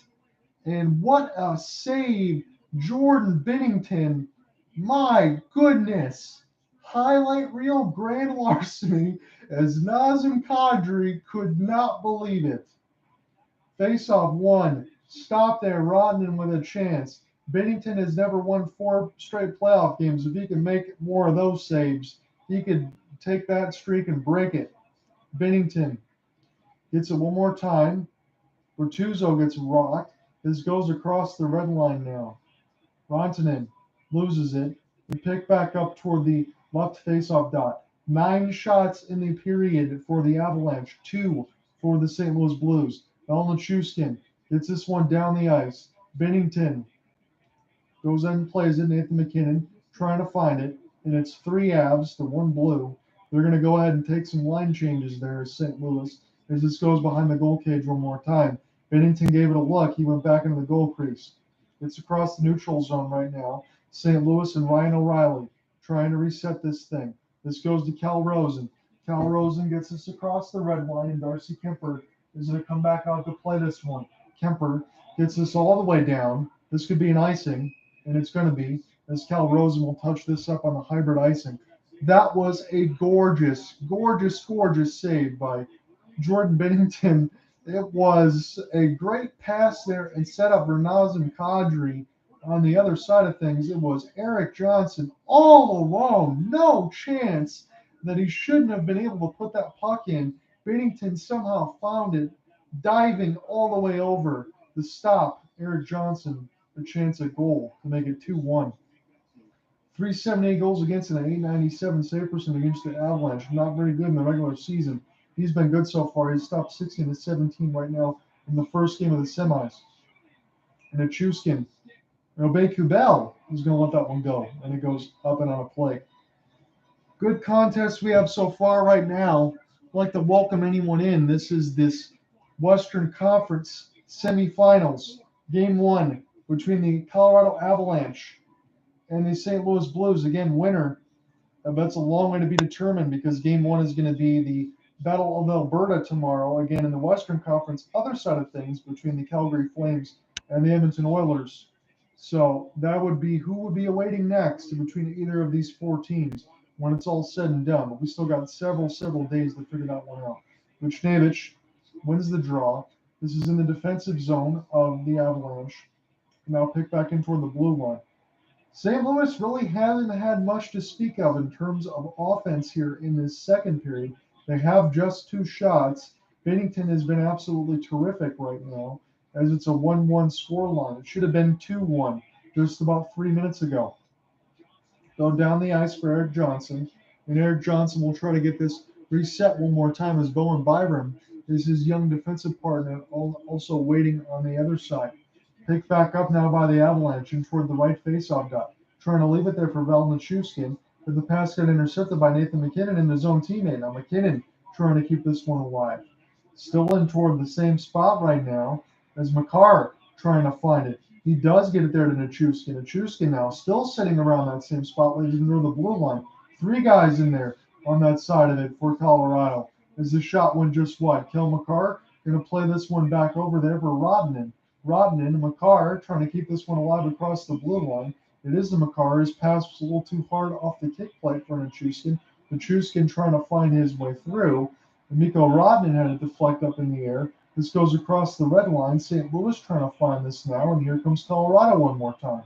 3-on-2, trying to leave it out in front. Bennington saw it go toward the right faceoff dot. Rodman's still out there right now with Nazem Kadri. Kadri plays it across to Devin Tays. It gets blocked there by the St. Louis defense. And now down across the red line once again, where Colorado can pick this one up. Nice outlet pass. Mccarr finds Rodman there. Shot stopped there by Bennington. Picked back up by St. Louis.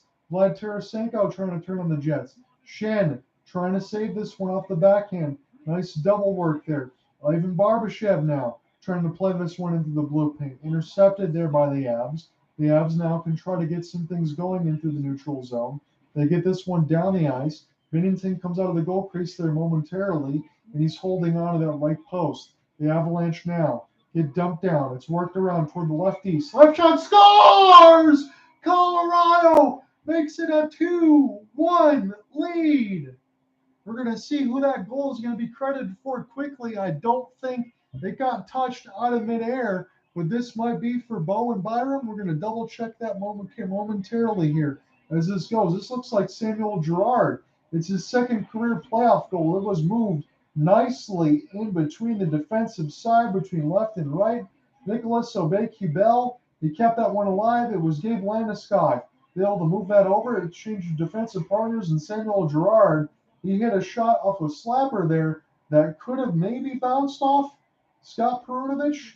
It looks like maybe it might have bounced off Perunovich and past Jordan Bennington. That gives the Avalanche a 2-1 lead. It's their 19th shot on the shot board. Here come the Avs one more time. It's 8:15 left to go in the second period. We get an offside entry here. So Samuel Girard makes it a 2-1 game now, courtesy of Josh Manson and Gabriel Landeskog. So really, when you're talking about, and the hockey guy said this in Shannon, in the sense of we're going to get a timeout, but I want to make this point quickly here, and then we'll close it on the reporter side.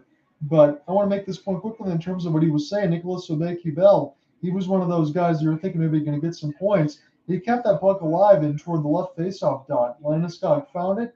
He moved it around from Manson and Girard of the defensive partners, and the shot through a screen might have bounced off Perunovich and in the net. So now the Avalanche have a 2-1 lead at the 11:32 mark of the second period. Come right back. We're going to call more of the second period action. Colorado now up 2-1. Find new roads. Chevrolet. This comes from Katrina in Saskatoon. I'm super freaking obsessed with my PC Money account. My partner Brooke says I won't shut up about it. I love that I can manage my spending, and even though it's not a credit card, So I appreciate anyone that's in the broadcast right now. We're going to keep you abreast of any other sports situations that we have right now. We're getting to the nitty gritty as far as the NHL playoffs in the semis, the NBA playoffs in the conference finals. It looked to be all Miami as they finished it off. I'm going to double check to make sure that is the case.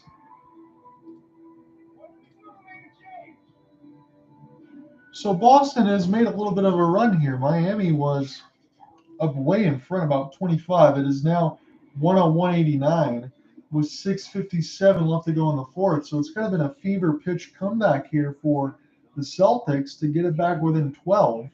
They are outscoring the Miami Heat 13-5. There have been a lot of scoring there in the fourth quarter, but what it is getting closer here for the Boston Celtics.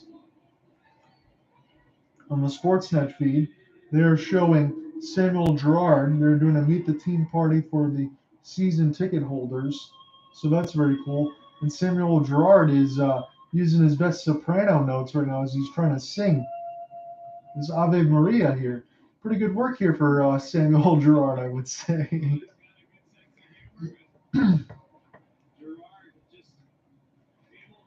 Jared Bednar looking on right now as the head coach for the Colorado Avalanche. Gotta like where his team is.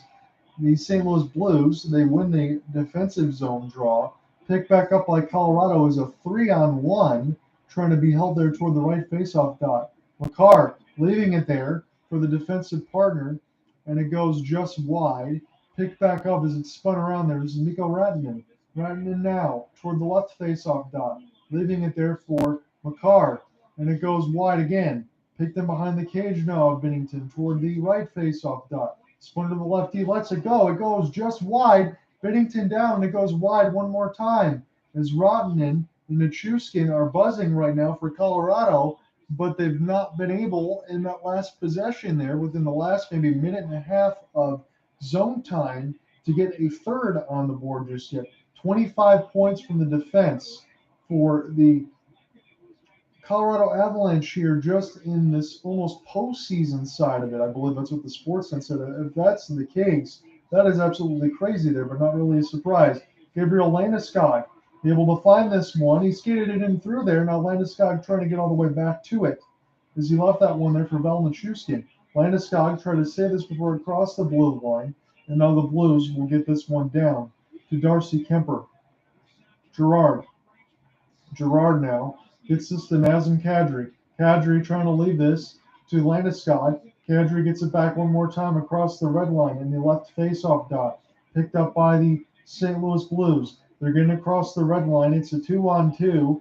Into the slot. Shot is held nicely there to the Colorado defense to stop that from being nothing more than weak backhand. And now they can emerge from it as Kemper's made the save. JT Compher plays this one. Luskinen lets it go, and the shot is stopped. And we just may get our first penalty of the contest. I thought the net might have been knocked off its moorings. Big save there for Jordan Binnington. He's answered the bell several times. And let me take a look at this one more time just to make sure this was indeed the call. Again, I think this might have been just because the net might have been knocked off of its moorings, but I definitely saw something. This is going to be Ivan Barbashev, 2 minutes for hooking. So it is going to be the first power play of the contest. It took just the middle of the second period to do it. Colorado Avalanche will be on a power play when we return. Come right back. Get into a Jeep Wrangler and choose from our extensive inventory. Or Jeep Grand Cherokee for as low as 2.99% for up to 96 months. Plus up to $2,000 in loyalty cash for select owners. The Jeep No Limits event, or adventure, has no limits. This mission is going to take you. Again, I appreciate anybody that's in here. If you want to leave comments, questions, concerns, talk about anything else, talk about the series, you just let me know.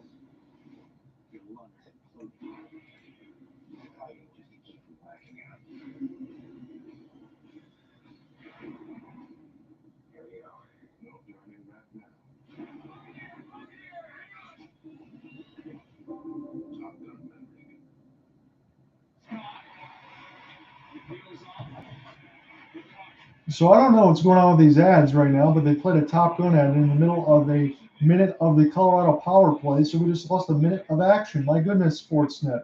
I'm trying to find some good things in between TNT and Sportsnet, and they just want to cut in and out. So 5:15 left to go in the second period contest, about 50 seconds left to go in the Colorado power play. I guess the NHL is going to get the commercials in. This is Taze. Taze now for Nico Rodman's going to play this one to Nathan McKinnon. Rodman's got this at the right faceoff down. Passed across there from Landeskog. I think it might have went off the bar. It looked like it went across the line. But Bennington, again, this is the third time it's hit the crossbar. And Colorado could be up 5-1 right now if all of those ones would have went the other way, or a combination between that. So still 20 seconds left to go on the Colorado power play. Looking dangerous now toward the left faceoff dot. This is Mikko. Going to leave this one back in there for Kel Mccarr. Belnachuskin now with Landeskog. Landeskog working his way into the slot. There is really no screen out in front of for Colorado. They want this puck possession. Devin Taze. Shot stopped. It goes right back to him. One-timer for Rodman gets blocked. And out of the box, St. Louis might have a chance. Barbashev, and it went just wide. Colorado, 3-on-2. Pachuskin trying to find his way through, and it was blown dead off sides. 4:10 left to go in the second period. And again, hopefully we don't get another situation where a minute of the power play was not shown because we need a Top Gun Maverick ad. There's been lots and lots and lots of commercials, and we have another one. My goodness, guys, I don't know what to say. Be right back.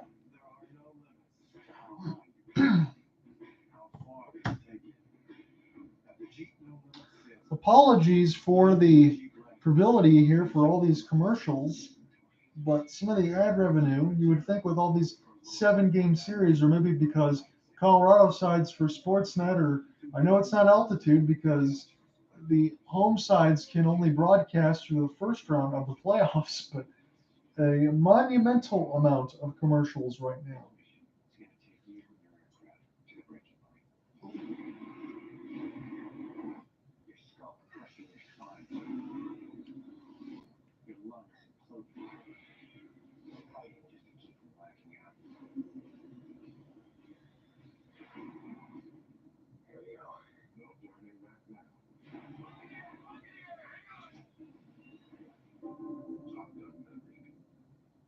What if we could order delivery anywhere? I could watch any movie I wanted without leaving my couch. Miami now up 13. The score differential really hasn't changed. Last time I checked, it was 4 minutes more, but it was 12. Now there's 5:19 left. Miami Heat up 105-92. So once that goes final, I will let everybody know of that.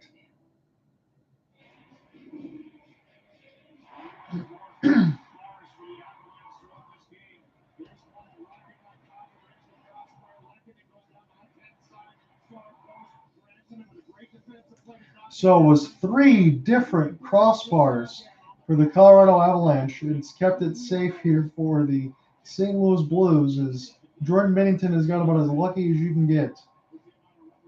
But he's been very, very good, don't get me wrong. Checking back in with the second period action, about 4:10 left to go.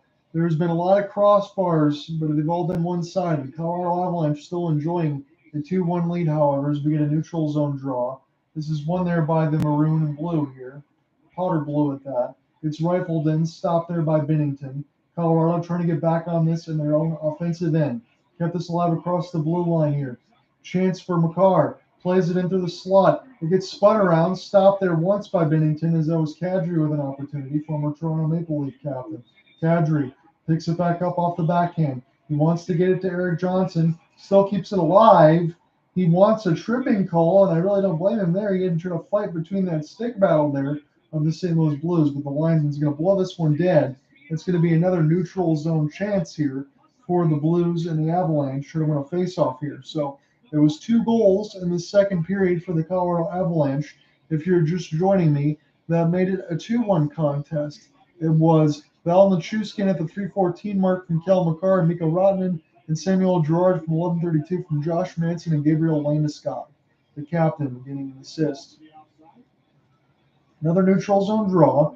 This goes all the way to the kick plate and picked back up by Nicoletti.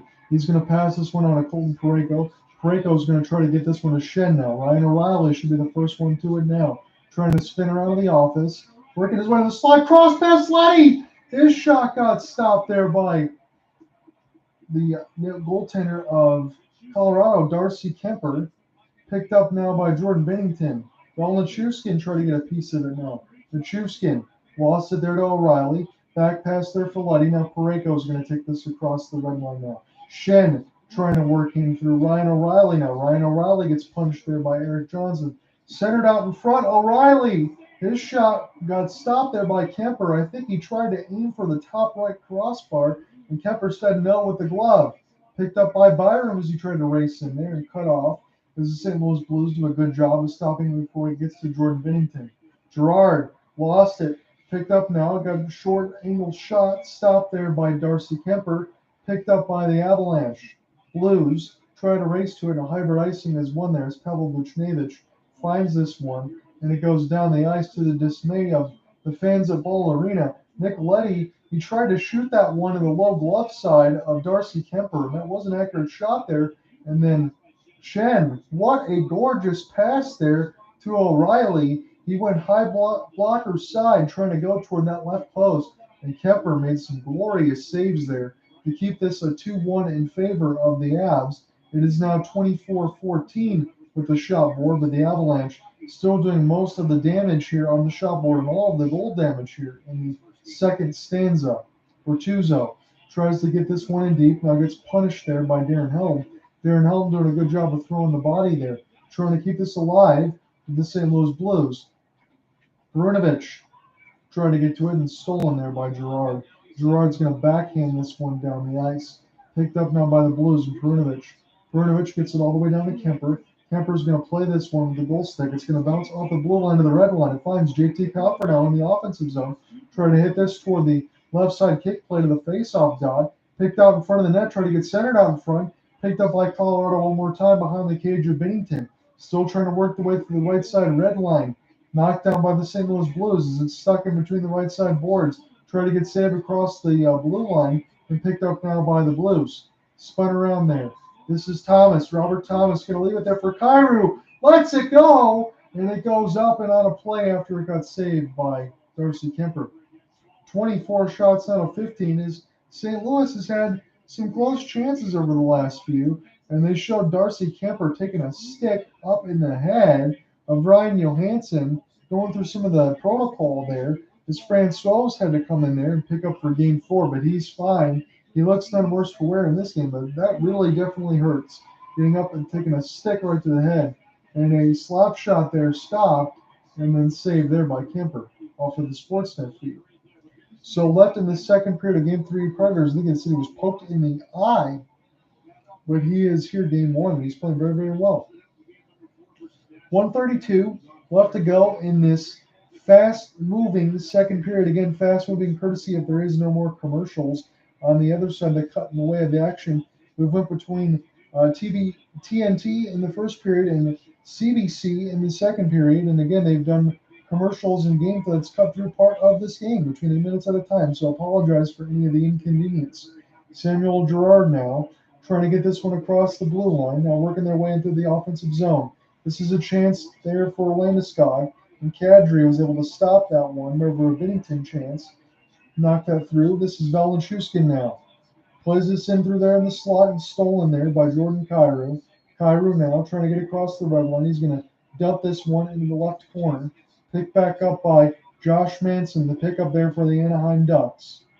Colorado. Rantanen. Now McKinnon trying to weave his way in through the bowling pins. He couldn't get a shot on it, but still great skate display there for Nathan McKinnon. One of the very, very best. If you're thinking about Connor McDavid, Nathan McKinnon is on that very short list. Colorado into the blue paint, picked up one more time. Bennington down, made the first save to Chuskin. Mccarr wants it, shot pinballs wide. He was going to take it there, was Byram, and it went wide. Mccarr wanted that slapper. He thought he saw the open space and never got to him. One more time to Chuskin weaving his way through. He gets a shot stopped, pinballed, stopped one more by Bennington. 3 straight saves, and now we're at the end of the second period. It was a flurry here for the Avalanche. Burakovsky, Nichushkin, McCarr, Landeskog all had chances. Binnington said no. He kept this at a 2-1 scoreline.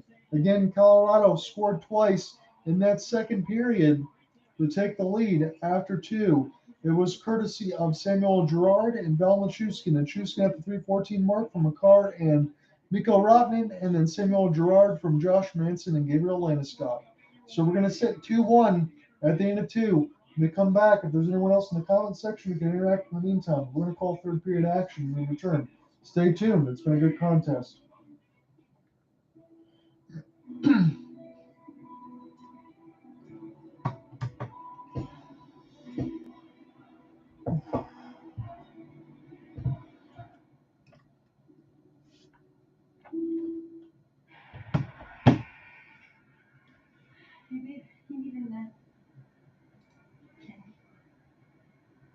Leagues napkins, you've got pants. Playoff pants are back. We're Mickey Mouse. We're scientists, we're engineers, we dance, but not so well. We get really excited about science, and we want to share that excitement with the world. Windows 11 makes things easier. One of the biggest features I use is working with desktops. By just swiping the screen, I go from being a student to being a gamer. With Snapasys, I have all the important applications on it. So I'm just typing in some stuff for the box score, get ready here for the game story. If we have overtime again, I'm going to be here all the way through until this game is over. And if we get it tied at the end of the third period, we're going to have sudden death overtime until somebody scores. So one of the games I covered was the very first night. It was Pittsburgh and the New York Rangers. That went to 3 overtimes before Evgeny Malkin scored. But again, the Rangers eliminated the Penguins in 7.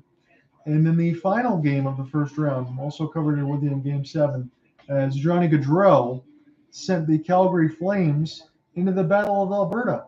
So should be a good contest here in this contest, though. That's what we're seeing right now.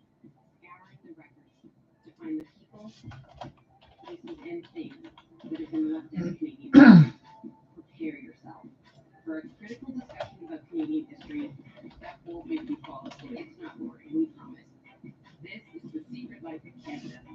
Available on CBC Listen or wherever you get your podcasts. Game 7 Survivors beat in round 2. As the quest for the cup continues for the Canes and Rangers. Yes, for the first time since 1991, one of the Canes' best rivalries returns to the playoffs. A pair of Game 1, Rangers, Canes, Oilers, Flames, for Hockey Central on Sportsnet. Staying your deck. It's like the previous owner is still hanging around. So today, let's stay fair. Canada's most trusted brand of exterior stain, and make your day yours fair exclusively at the Home Depot. Introducing Tim's new loaded wraps. Each loaded wrap is packed with tasty grains, your choice of slow-cooked or crispy seasoned chicken, and our flavorful habanero or cilantro lime sauce. Deliciously satisfying. New Tim's loaded wraps. Try one today. What if I could order delivery Anywhere. what if I could watch any movie I wanted? I'll be right back, everybody. What if I could hail a ride with my phone? What if the future thinking wasn't a thing?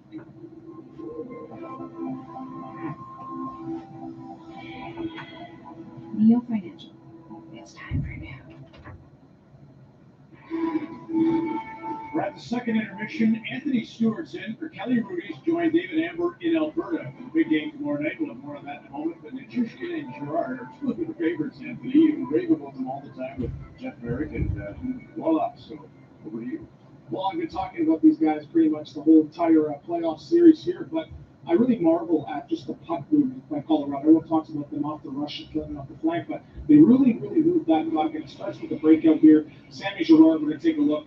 What are we looking at here? Oh, yeah, the breakout here. So again, 1, 2, 3 passes. And we talk about pucks in deep, but this is pucks in deep for the purpose. So they're dumping in to get it back. They're not just doing it for the sake of doing it. Bodies in front here, getting it to the point.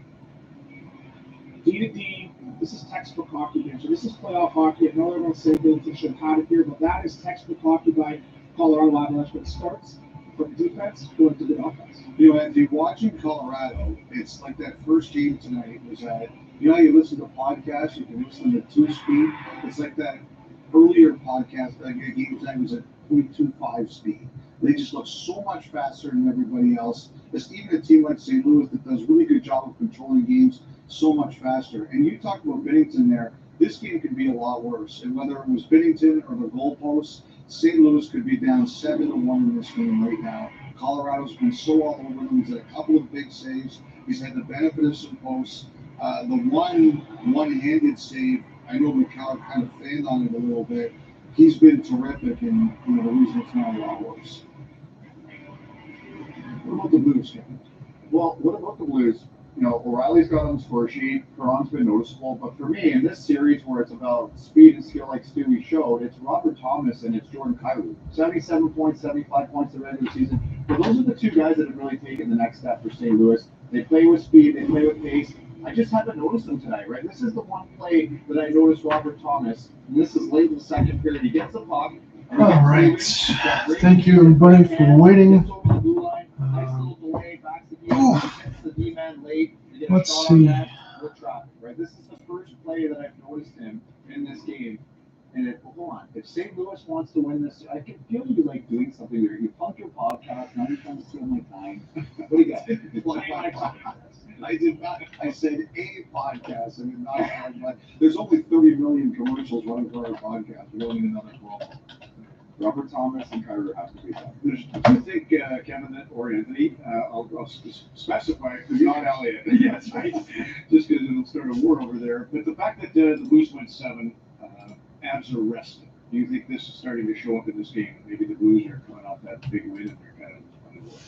Well, I think in Colorado, they're stressing some guys, so they had some injuries over the last series here, too. So I think for St. Louis, they had the chance in those first couple shifts in that game to really set the tone.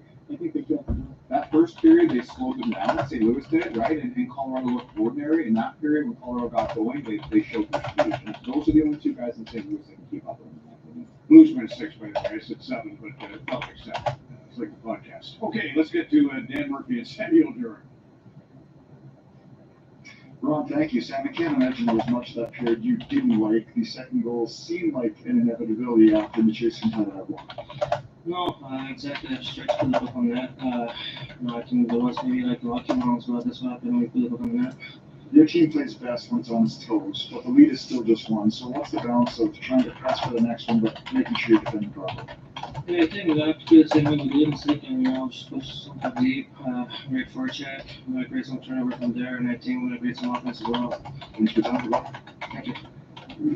Pucks in deep, one of Charlie's greatest hits. Okay, when we come back, you want to talk hits and everything? Oh, that should be fun. Hopefully, I can get a little particulars here on the CBC side of the Battle of Alberta Oilers Flames Game 1 preview here. If I get any notes out of that, I can relay those across. Again, I'm just typing up some of these other notes for this game.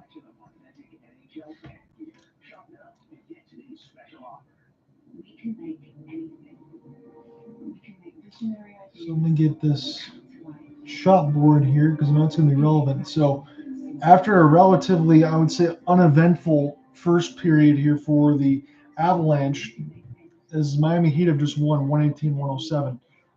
After a relatively uneventful first period, the Avalanche have turned the shot board in their favor, 27-16. Again, one of those situations here. Again, Game 1. This series is a long time yet to breathe here. But in Game 1, Colorado has now played in over a week with the sweep of the Nashville Predators. They look like that in that first period. And that second period started getting their skating legs underneath them.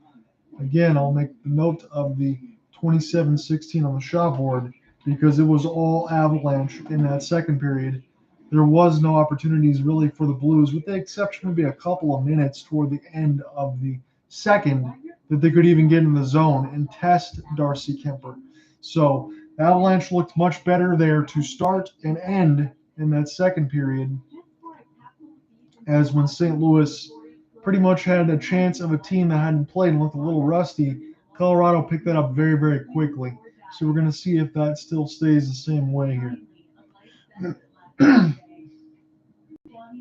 Available in 4 naturally inspired scents.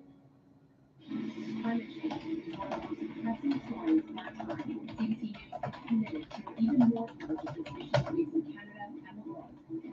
Look for Our Children's Planet. Only on CBC News. Every person has a story. Every place has a song. I'm Meryl Nazareth. Tune into Frequencies, Tuesdays at 6 p.m. on CBC Music and anytime on CBC Listener.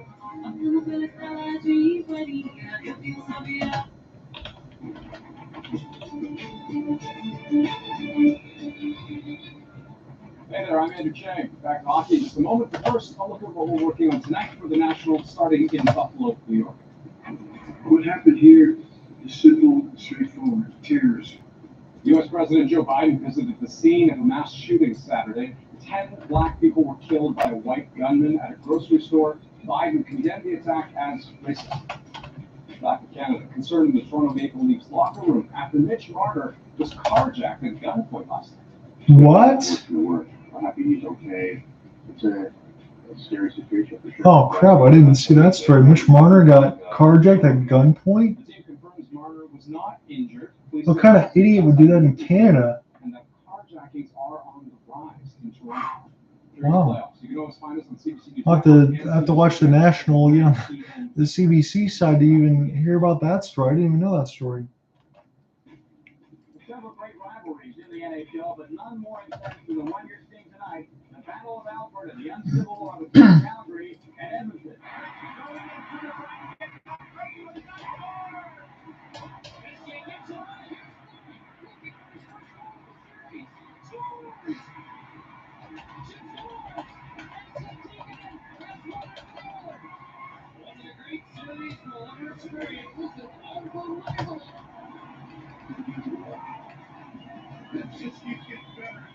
Mike Smith and Talbot beating the crap out of each other.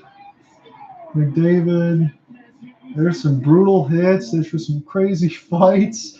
Yeah, boys and girls, ladies and gentlemen, tune in for that one. Some of the highlights that I've been seeing. Hopefully I can get something like that. So, Stu, your thoughts? Well, I think it's going to come down to battle Wixer. It's going to come down to the first line here. It's going to be tough to really slow down Connor McDavid, who had 14 points in the last series here. But Johnny Gaudreau had a great series. I think he would have probably 4 or 5 goals, and it wasn't for the goaltending monitor. But Lindholm, I think, is really going to key on McDavid right now, who's candidate now for the Selke Trophy. So Gaudreau, Lindholm, shut down McDavid. Can't turn it down. How are you going to slow him down? Mikey Anderson and Thursday did a pretty good job against him last year. No, Selke Canada did a great job against him. Still had 14 points and dominated the last game of the series. So you're going to have Zadorov, you're going to have Gabrance, you're going to have Hanifin. You're probably going to see them try a different, maybe more physical approach when shutting these guys down. All 6 defensemen, Tanev might be out, but the other 6 in, thrown in, they're more physical than the LA Kings, and they're a lot bigger. Right? These aren't 6'1" guys. These are 6'4", 6'5", physical, punishing. Obviously Connor's speed's going to be a factor. That's why you get the body on. I just can't wait till the series starts. Ron, I went down the YouTube rabbit hole the other day and brought back so many great memories from my teenage years, my early university years. We've waited too long for this, and I can't wait for it to start tomorrow night. In 72, when the series was tied, the game was tied, game 8 in Moscow, a minute to go, Harry Sinatra on his star, Phil Esposito with 5 Montreal Canadiens. That can't be. They're dread enemies. Well, it worked magically. Peter Mahovlich actually came off, of course, and Paul Henderson got the goal. But that's the craziest or wildest example of enemies collaborating until tomorrow night, when we have Alberta's new version of the famous 5. 5 players who represented both these sweaters, the frenemies. Who are you going to vote for tomorrow night?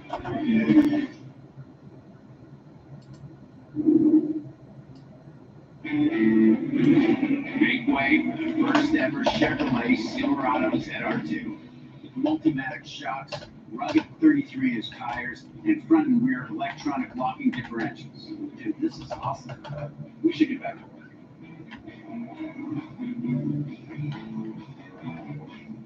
This good? If you're gonna work remote, work remote. Find new workspaces. Find new roads. Chevrolet. You see the baby? How can you see her so clearly from here? Oh, you guys are not baby blanket. How can I find almost everything? Hey, how did you make that up so fast? Hi, Chief. Hey. Mom, how do you have such a smart?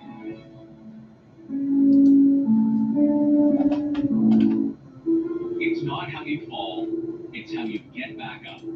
Goldstein DiBiase represents clients in all serious personal injury lawsuits with care.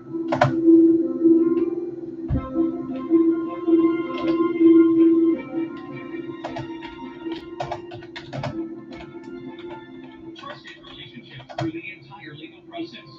Goldstein DiBiase. Call us first. 519-253-5242. Monday, circumnavigate the globe in 80 days.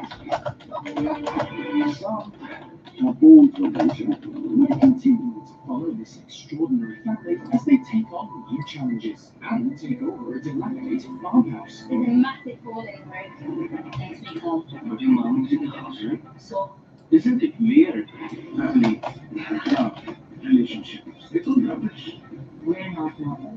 No, really so great indeed. Follow the NHL on social media for behind-the-scenes coverage of the biggest moments, original content with your favorite players, and highlights from the best plays in hockey.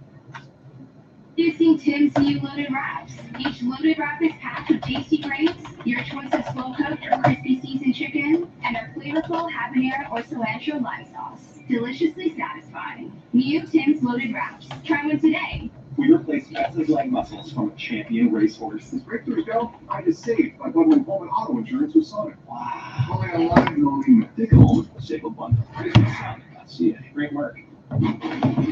Sorry, it's skittish. My business was really taking off, but I didn't know how to invest in it and still have money left over. My CIBC advisor built a plan to manage my money so I can focus on building my label. CIBC and return to real.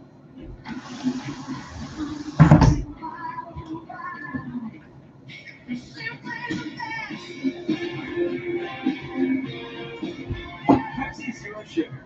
The best tasting zero sugar cola. Taste the difference. The second period was a great one for the home team. Shots were 19-9. Goals were 2-0. The Aston was 2-1 lead with a period number. Now, George Dickinson took the starters and after game 3 of the first round. Definitely the right call by head coach Greg Brewing. But you can bet that Brewing wasn't even sure what he was going to get because. So first 9 starts for Bennington in the playoffs. 35 goals allowed, 875, and now the last 2 starts, 3 wins, 5 goals allowed, and 943 is the percentage. So numbers have been completely turned around here for Bennington, and it's a good job there for Jordanville to take that after Husso struggled in the first couple to finish it off. We'll get set here for the third period action right now.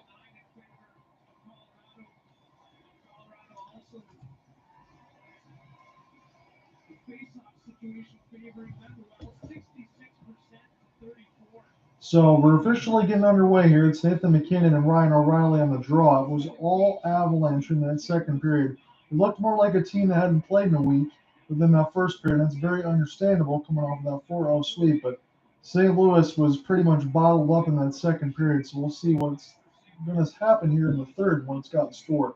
So Parayko rocks this one to Letty. He gets us across the red line and immediately turned over. Breakout here for the Avalanche. 2-on-1 opportunity. McKinnon's going to try to shoot short side, and it goes just wide. Picked back up by St. Louis now and David Perron. Off the backhand side, he gets bumped there by Nichushkin. Balled over, stolen on the blue line, walking right in. Off the other side is Kadri, and now picked up by St. Louis one more time. Perron trying to get through the offensive zone. Jordan Kyrou also waiting in there in the slot, but he couldn't find him there. Kadri now trying to play this one. He finally gets it. Kadri throws it up ahead to Val Nichushkin. Nichushkin's going to pinball this one around the kick plate. Colorado trying to get to this one. Active sticks there by St. Louis to try to separate the puck. It goes right off the right side of the blue line, held in now. But Colorado picks it up and resets this one more time. So Gabe Landeskog finds his way across the red line and just chips this one in where it goes behind the goal crease of Jordan Binnington. He's going to play this one and leave it to Carolina Hurricane Justin Falk. Now, Away Bell doesn't have any points in this contest either, as Shannon from the hockey guy had said, but he's one of those ones that said, look out for a breakout here for Away Bell. And he's been very noticeable as far as keeping the puck alive and creating opportunities, which he's done. He's definitely responsible for at least one of the goals here for Colorado. Dumped along the end boards there was Parayko. Picked back up by Colorado as he tried to play it back to himself was Nichushkin.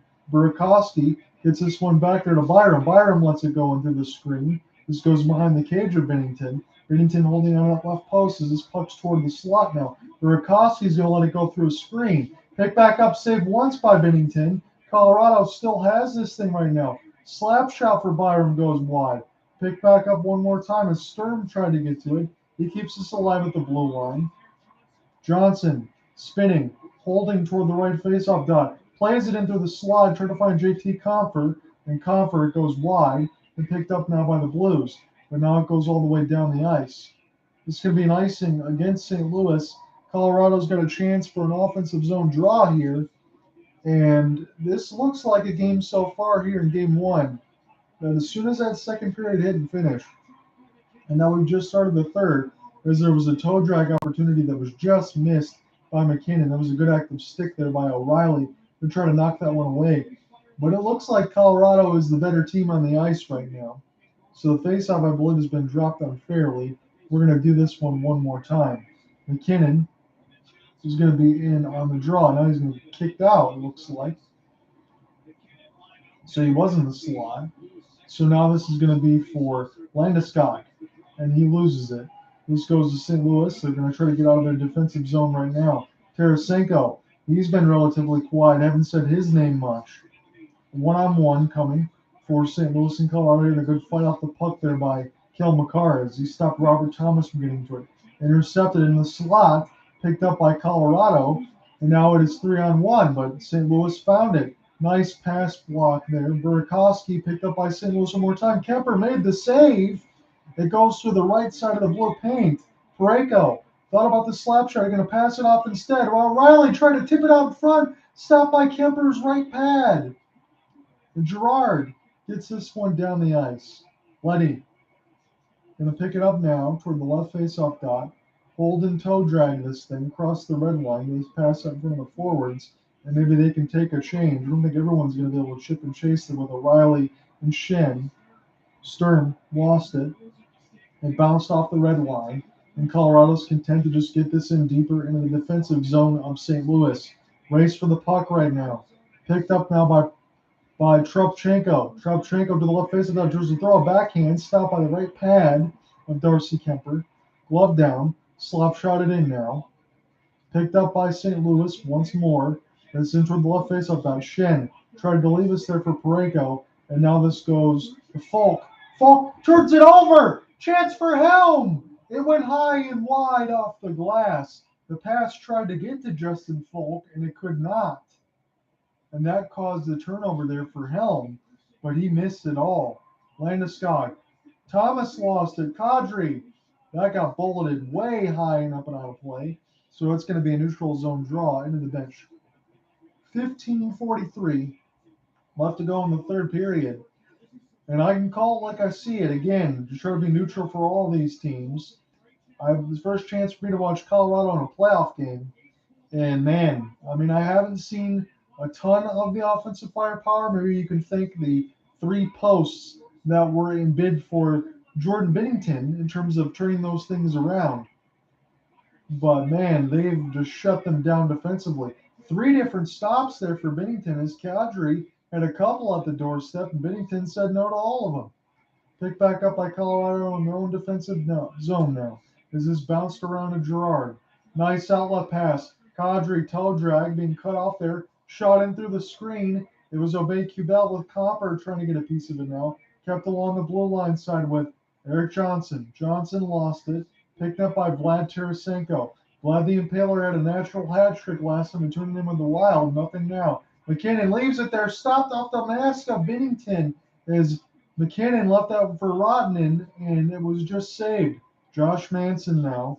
Manson gets this one back down. Nice breakout one more time for Colorado. Held across that left face of down. Manson lets it go into the screen. This gets stopped by the St. Louis bodies and picked up now one more time and settled down by the Avs. Samuel Girard misplayed it. He's able to get this one down the ice. Jordan Bennington will come out of his goal crease to play this one and rocket it off the inboards. St. Louis, these are trying to find a way to get some offense here. Brandon Saad goes off the pad of Kemper. Saad trying to be the first one back on there with David Perron. He lost it there. Picked up there by Manson. And Manson will get this one down the ice. It's going to go to Bennington. He's just going to smartly let this go all the way through for an icing against the Colorado Avalanche. So your score still remains 2-1. It was a Darren Helm breakaway with an opportunity to turn some things around here for Colorado. Again, they've not played poorly. This second period from this third period has been all Colorado, but Colorado has been a little bit snake bitten. They've already hit 3 posts, and they just had a breakaway, wide open breakaway from Darren Helm, hit the glass. So they have 30 shots on goal and a 2-1 goal line advantage over the Blues right now. They've pretty much dominated everything that the Blues have been trying to do since early in the first period from a gaff that gave Ryan O'Reilly a free goal, pretty much off of a 2-on-1. Then it's been all Colorado since. Bennington comes out of the goal crease to play this one. He's going to give this to David Perron. Trying to enter now with Kyrou. Kyrou trying to find his way into the left face up down, trying to get it now, but he's bodied off. Picked up all the way around by Colton Parayko, if they can find it that way, but Colorado gets it first. Antonio Bay-Kubel plays this one up for Johnson. He faked the slap shot. He's working his way toward the right face-off dot. It's stopped by the pad of Bennington with the low wrist shot bid. Now it's on the other side. Picked up by the Blues on defense. Parayko lost it. Chance for Nichushkin goes wide and off the high-end glass. So some giveaways now by the St. Louis Blues on the back-to-back opportunity that went for some chances. Kadri, nice give and go. Toe drag. He got stopped again by Bennington. That's already his 5th shot on goal within the last 3 minutes. Manson holding, leaving it there for Landeskog. Picking it back up. And now Johnson tried to play it there for Burakovsky. And there was just a little miscommunication as it went out of the zone there, unneeded. Avalanche trying to pressure one more time. They have it behind the goal cage of Bennington. Burakovsky, Manson lets it go off the slap shot, stopped by the left pad of Bennington. Bennington has been absolutely swarmed like cage of bees right now, but he's keeping this one alive. 33 shots on goal. Nice move there for Falk, stopped there by Darcy Kemper. Picked back up behind the goal cage. St. Louis trying to work this way around. Robert Thomas, nice toe drag. Plays it out in front toward the left post, and the shot goes high and out of the glass. That was a chance for Robert Thomas. He was trying to aim for the high left post of Darcy Kemper. He missed it all, but man, if he would have hit that one, he could have tied the game at 2. But Nazem Kadri has had about 5 chances within the last 3 minutes, and Jordan Bennington stopped them all. So Colorado has been very, very good, but as we come to a break, it's still 2-1 on the score sheet. Come right back. We're going to call more third period action in a moment.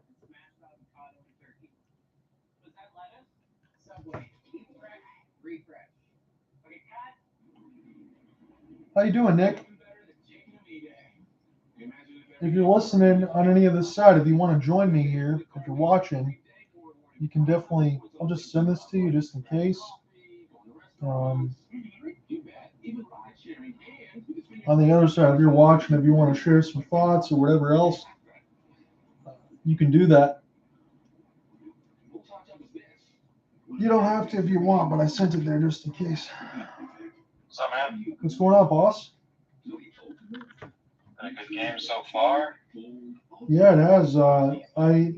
I've said before a few times in this broadcast, Colorado looked in the first period like a team that hasn't played in a week, and that's what happens when you sweep. But all second, third period, it's been turned all the way around here. So I saw that The Boston Celtics try to make a spirited comeback, but I didn't know that Marcus Smart and Al Horford were not going to be playing in the contest, unfortunately.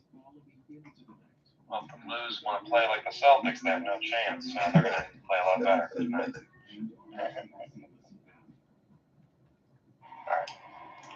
So we're going to get back into the official action here in a moment. I got the Sportsnet feed. I'm sure you got the TNT, TBS side, or whatever else. I know I'm probably a little bit ahead of you as far as all of that, but if you see anything that you want to talk about once the play-by-play stuff is done, feel free. Whatever else, we just enjoy the last of it. Got Russell Wilson out there tonight, so. Wow, is Russell Wilson a Abs fan? Well, tonight, I mean, after his contract with Colorado, I would think he would be a big Colorado fan. So I think he's helping them that 2-1 lead. But they're going to be able to hold it. That's the real question. That is the question right now. And the question is whether or not St. Louis can have a little bit of a pushback right now. I haven't seen much of that in the second and third period. We still got about 12-15 left to go in the contest. So this is game one right now, the quarterfinal. And the Perron's attempt goes just to the left of Kemper. Gets stops with a pad. It's stuck him behind the goal crease right now. O'Reilly, former Colorado captain, has the first St. Louis goal, but they're down on the score sheet 2-1. Kel Mccarr has this one right now. We've seen a lot of this right now with the Avalanche. They're going to take their time and behind the goal crease and get the fresh men on the ice to make sure they don't have any changes. That goal lapse. So it's Devin Tays, turns it over. Chance here for Perron. He gets bumped off the puck. And one more time here for Mccarr. Mccarr tries to get this one across the red line. Picked up by Nico Sturm on the fourth line. Loose out in front! It's crossed the blue paint and hit the post. My goodness, that is the fourth time this game that Colorado has hit the post. And if you're talking about goal scoring opportunities, they've been buzzing, but they just been a little bit unlucky here. 5-1 on posts. My goodness. Sturm picks this up. It's 1-on-3. He finds the way toward the left faceoff dot. Coffer's also joining in there for Colorado. Abe-Kubel gets us across the blue line back to Sturm as they try to hold this in. Colorado trying to bleed this time and honestly trying to get another goal, but it hasn't been for the lack of trying. Turnover there toward the red line. Picked up now by Parayko. He gets bodied and the puck just falls towards the blue line. So Colorado can take a breath here and get this one down the ice. There's a broken stick by Binnington right now behind the goal cage. Don't know who it belongs to just yet. I'm sure everyone has a stick on the ice right now from what I am seeing. Barbashev, he couldn't get to it. And another chance for Binnington. And he saved it again. How the hell did he go all the way across? How did he get all the way across to make that second save? We'll take a chance to take a look at it here. Landeskog. Keeping them alive. Yes. Landeskog made a bid, and what a glove save there. I think he's robbed JT Comfort. Oh, my. If you want to talk about a goaltender doing his... That went off the post again. I think the second one went off the post. I know it did the first time with Cogliano. They're showing that now. How important the first game is to St. Louis right now. Yeah, definitely. You get up by more than 2, then there's a big chance you're probably not coming out with a win tonight. But Bennington does not want that. No, he doesn't want that. Ever since he's taken over the job Give him a chance. Yes. Ever since he's taken over the job there on game 3, he's been solid in net. Again, we can all say that he's had some luck behind his side as far as the posts, but still, he's been in the spots to be able to make those saves, and he's made a couple unreal saves at that. This should not be 2-1. He's been in the position, though. He's been in position. He's created that to where they have to put it up, and they're in that corner. So. Yes, he has. He's been very, very solid. He's made 33 saves right now. It's 35-23 on the shot board. Slap shot into the screen. Stopped there once more by Binnington as he holds on. They got 10-17 left to go in the third period. So I know, Nick, this is a chance for you to look at what many people believe to be the best team in the Western Conference right now in the Colorado Avalanche. They proved it. You like the way that they're buzzing right now on offense here with the I puck? like the intensity.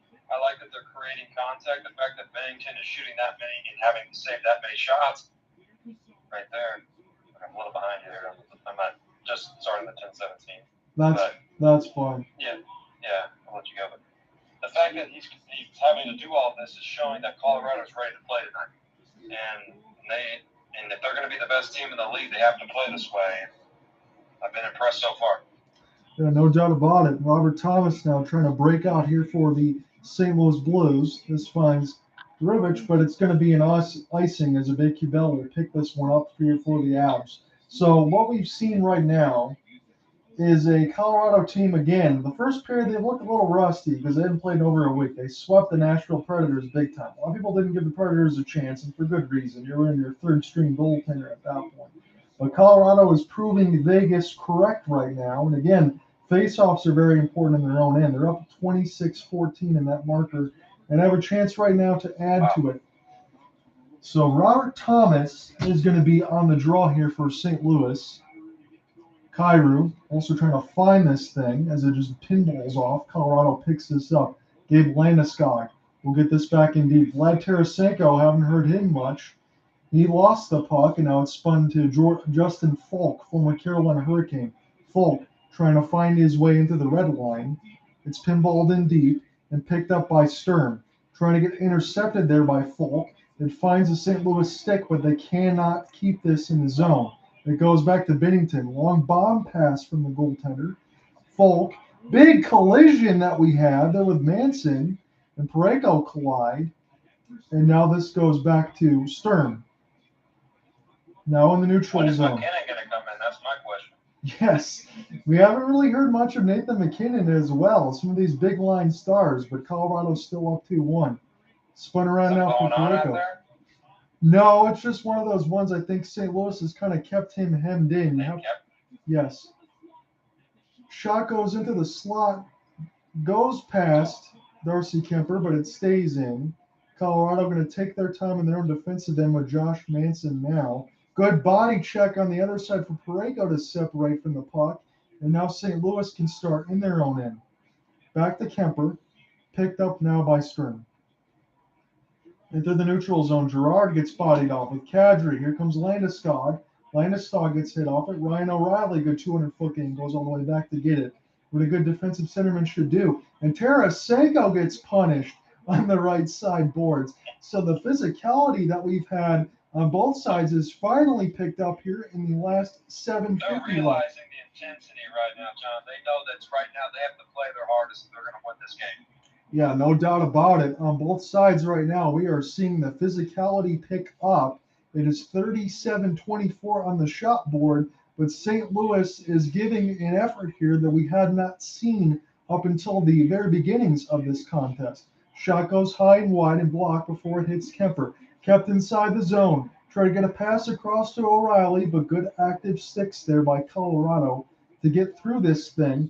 And now this goes back to the St. Louis neutral zone. Trying to find an entry right now. Good back pass there for Perron as he hits this around the kick plate. Back in behind the cage of Kemper, but now stolen by the Avalanche. Active sticks. Taves goes down, and that's going to be a penalty on the St. Louis Blues. You can't have that right now at this point in the game with 7:06 left in the third. And Colorado's just dominating them. They're just taking the time, letting them, they're playing their way. And St. Louis is not ready for that. They're just. We get a commercial stoppage right now, and totally, Nick, I agree with you on that instance of it. That's what we've seen throughout most of this contest. Again, when I thought about it between these two teams, again, St. Louis beat Minnesota in 6. Colorado swept. Right. Colorado had an easy time with their series because the team that was in front of them was just not very good. It was one of those times you can dispatch. You think possibly that preparation, that having after that sweep, they were able to just have that time off, get the body rested, and that helped? Because a lot of times, if you play Game 7, then you're prepared. You're ready to go. Or Game 6. But having those days off after a sweep really helps, I would assume, especially I will this physical hockey. I would say this to you, and that's where I'll agree two parts to it. One, yes, you want the rest as far as hockey and everything else. It's more of a physical sport than anything, especially with the hits and everything else that changes. But what you want sometimes is also to be able to play within a couple days and not about a week and a half time, because sometimes some teams they lose their game and they cannot find it back. Colorado is not one of those teams because there's just too much talent on both sides. So I wouldn't worry about that as much. But like you said, I would take the rest at this time of year more than anything else. Looking at the game so far, I would say that physicality-wise, I don't know the hit total at the moment, but having the rest has really helped Colorado impose their will. Their pace has been better. They're playing behind the net more, making St. Louis push it up and playing their way. The only way St. Louis is really going to come back is by a heroic. And I think right now Colorado has a great game plan. Pace, physicality. They can sneak this game out. There's only 7 minutes left. To your point, 37 shots, 37 hits, and 27 faceoff wins to 15. So Right. all in the advantage of Colorado right now. They've definitely had the ready. You're good. So it is a power play, just really beginning here. 20 seconds off here for Colorado. They're going to try to find an entry here. At this point, this could be salt in the wound for the Colorado Avalanche if they can score on this one. Not saying St. Louis could be out of it, but you can close it out by doing it. Kel Mccarr leaves this one for Kadri. Kadri now toward the left faceoff dot. Tries to play this around to Mccarr. He gets smoked a little bit. Good work there, but he still keeps this one alive. The 21-year-old still doing yeoman's work in there behind the net. Leaves us there for Mikko Rantanen. Usually four forwards and a defenseman out there instead of the 2 defensemen you would normally see if you're very, very skilled on the power play. And that's what Jared Bednar is going for with his Colorado Avalanche as the power play is down to a minute. This is Devin Tays holding off the backhand. St. Louis kind of just letting them do whatever they want right now, trying to keep that box alive. Skated in there for Mikko Rantanen. He had to pay a little bit of a price. He found it toward the left faceoff dot. The puck went through the slot and went down the ice. So it's going to be an easy clear here for St. Louis. So not much going on the Colorado power play. I don't think they mind it too much yet, but we're 5:35 left to go in the third period. The time is going, even though they're at an advantage right now. The clock is going. McKinnon's on the ice right now. We need to get his reps going, get his feet under his leg a little bit. Right now, they need to get a nice play here if they're going to have an advantage right now. Burakovsky had his shot go wide, and Girard lost it. Barbashev trying to pinch this one in. Darcy Kemper will spin all the way around the goal crease. He tried to find it there with Parayko as well. It's just a massive humanity toward the right boards, and the ref is going to blow this one dead. Sometimes they do that when there's not enough active hands. Maybe we might get a penalty call. Let's see. We've got a second left on the Colorado power play. I'm going to make sure. It looks like Devin Tays is going to the box. We'll see what the infraction is going to be. So it's going to be a St. Louis power play, and there really isn't a better time for that right now, being down a goal. This is one of those situations, too, where there probably is too much time left. But if the coach is feeling very, very fortunate, he could elect for a 6-on-4 with the extra man, especially when you get closer to the 2-minute mark. Depends how. I'd absolutely do it. I absolutely would. It depends how Greg Berube wants to play these things, but with 5:06. Changes that I've noticed too, John. Have you noticed the amount of switches and lineup switches they've done in the last 2 minutes alone? They don't know what they want to do. I don't know if they're getting their starters back on the ice or not, but I'm seeing a lot of this. I'm surprised on a power play. Maybe I'm not as experienced as you on this, but have you seen this many line changes and lineup switches this deep into a playoff game?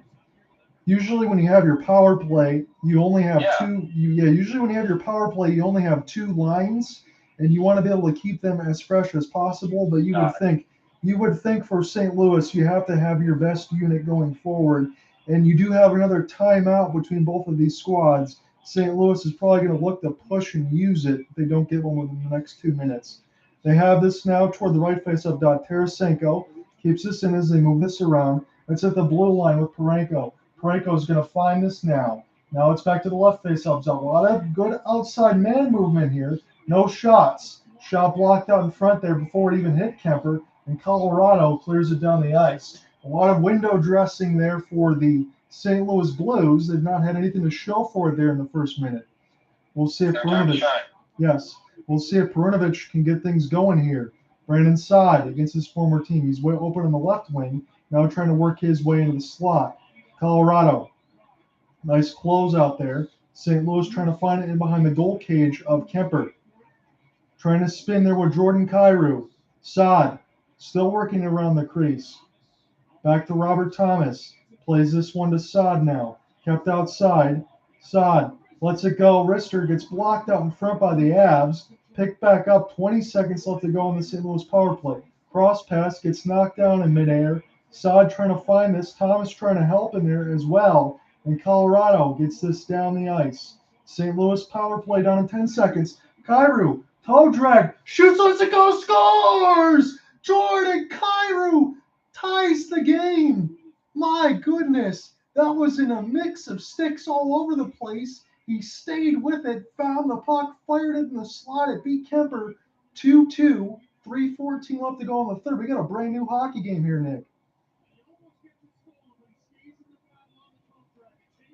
That was a great, great goal by Kyrou. And man, that just beat Kemper clean, but he had to skate through 3 different Avalanche players to find that one and pick it up. And I know Kemper probably wishes he would have closed the 5-hole, but that was just an individual effort there that was pretty spectacular. Just seeing the replay now, I just see the toe drag swag of Kyrou, and he has brought this game back to a tie game. St. Louis now believes they have a chance in this game. No doubt about that. That was definite toe drag swag for Jordan Kyrou. It was 4th in the playoffs. 16:46 in the power play, assisted by the former Carolina Hurricane, Justin Good Falk. screen there by Sayo, I don't know that, but good screen there to kind of create contact on that goalie. Now we have a tie game here with 3 minutes left.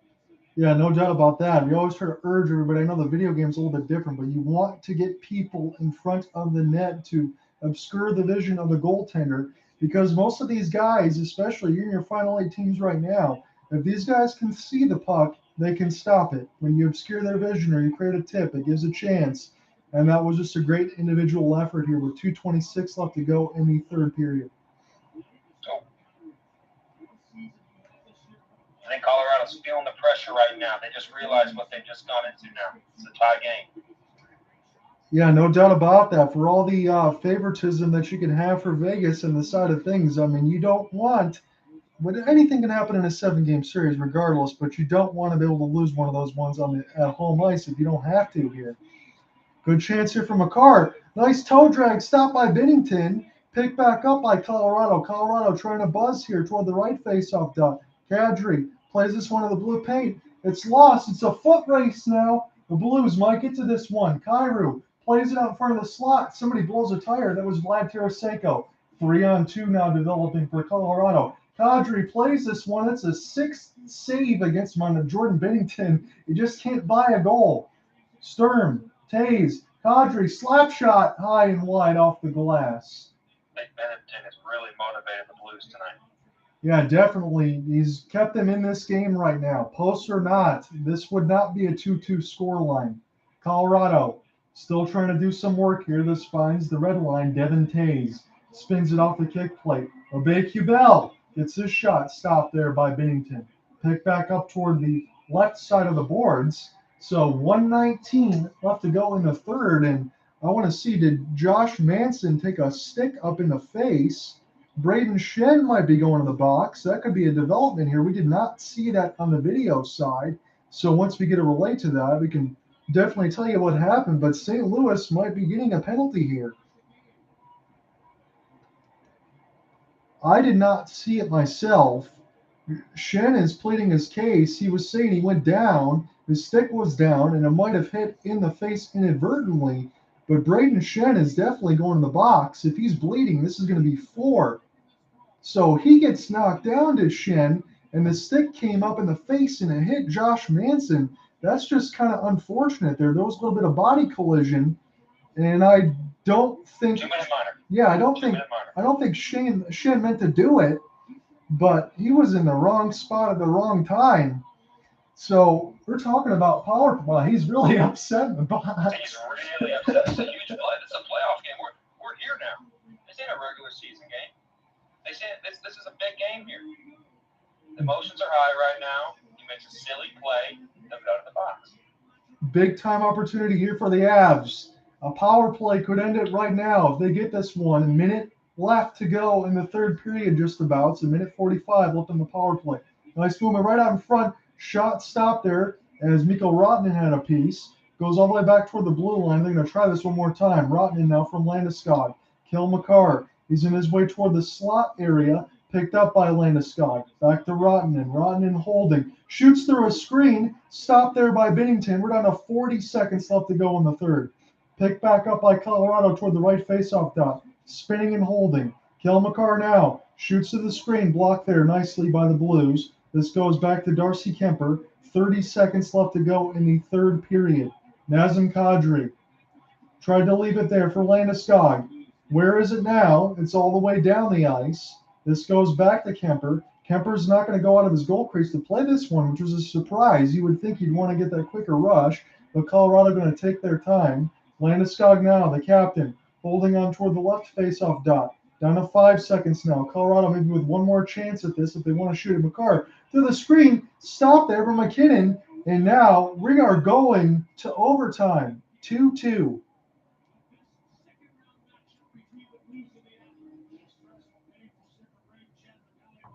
The Blues forced their will. They played well in that third period. And they deserve to go to that overtime. But now, it's the whole game. The home crowd is here for Colorado. Well, you picked a great first game to join here, Nick, in terms of an overtime contest. You can stay as long as you like and all that as far as calling this game or whatever you want to do here. I don't think, and to be honest with you here, again, the recorder's off now because I'm going to wait for the official game call. We can hang out, we can talk, whatever. You don't normally see 3 penalties called within the span of the last 5 minutes of a playoff contest. You pretty much have to massacre somebody else for all that stuff to be called. And when you high stick someone in the face and they're bleeding, that's usually one of those instances. So interesting his reaction to want to slam the boards and nearly decapitate the official that's just standing in there. But, yeah, I mean, the emotions are high, so they want it. That's how you want to play. I mean, this is a good game. I get it. The Celtics don't play that way. These guys play with intensity. So did you get a chance to watch much of that basketball game? Yeah, I watched the whole thing. What were some of your takeaways from it, though? Do you think it's a game that the Celtics can just rebound from, or how did you look at it? I mean, it's tough because I don't expect them to win that. I mean, we're away. You need to just take one of these 2 games. That's the goal. Right. Ideally, you want to take the first game because then there's no stress. But yeah, they don't look good. Jaylen Brown can't make free throws. I don't think he knows how to shoot free throws. I think that's what I'm trying to figure out. But let me know whenever this game starts. No, we're good, dude. We got about you can take your time. We got about a 10-15 minute intermission. Okay. When the overtime hits, there is no commercials, and then about halfway through at the 10-minute mark, there's usually an ice scrape. That's usually how it goes. That's what I know. I don't want to interrupt you, by the way, but also I kind of enjoy kind of adding those little things into you. No, that's why I know that's how it is, because in the sense of, all right, I'll just explain this because you'll get it. Yeah. When I did this with my buddy Cooper Hopkins, that's the Calgary guy. He's way better at the play-by-play than I am, like a lot. And I'll do the color stuff that you're doing, so I can go on both sides. I'm actually a little ahead of him, so I know he would say to me, "How do you not interrupt me on some of these goal calls? You're not interrupting me. You're doing fine." I just when I get those. I'm a good 30 to 40 seconds behind you. But yes. It doesn't matter. When I get those pauses in there, when I stop probably for about a couple seconds, that's your key where you can get at least 15, 20 seconds or whatever you want to say. And then I just couldn't call your goal because I hadn't seen the play. Right. That was I didn't know, like, so I would just say if I'm, give me a good 30 to 45 seconds. No, you're good, man. It's no problem. There's always delays with all this stuff, so you're I not hate doing that. you're not doing anything wrong in the sense of it. You're doing a good job. It's just one of those things too where you get used to it after a while, and then hopefully, like, hopefully you'll be in a situation where I am, where I'm the one that's ahead, and then my play-by-play guy has a delay, so then I can kind of, see whatever. But no, I it's would cool, prefer it man. that way, so at least I know what you're saying.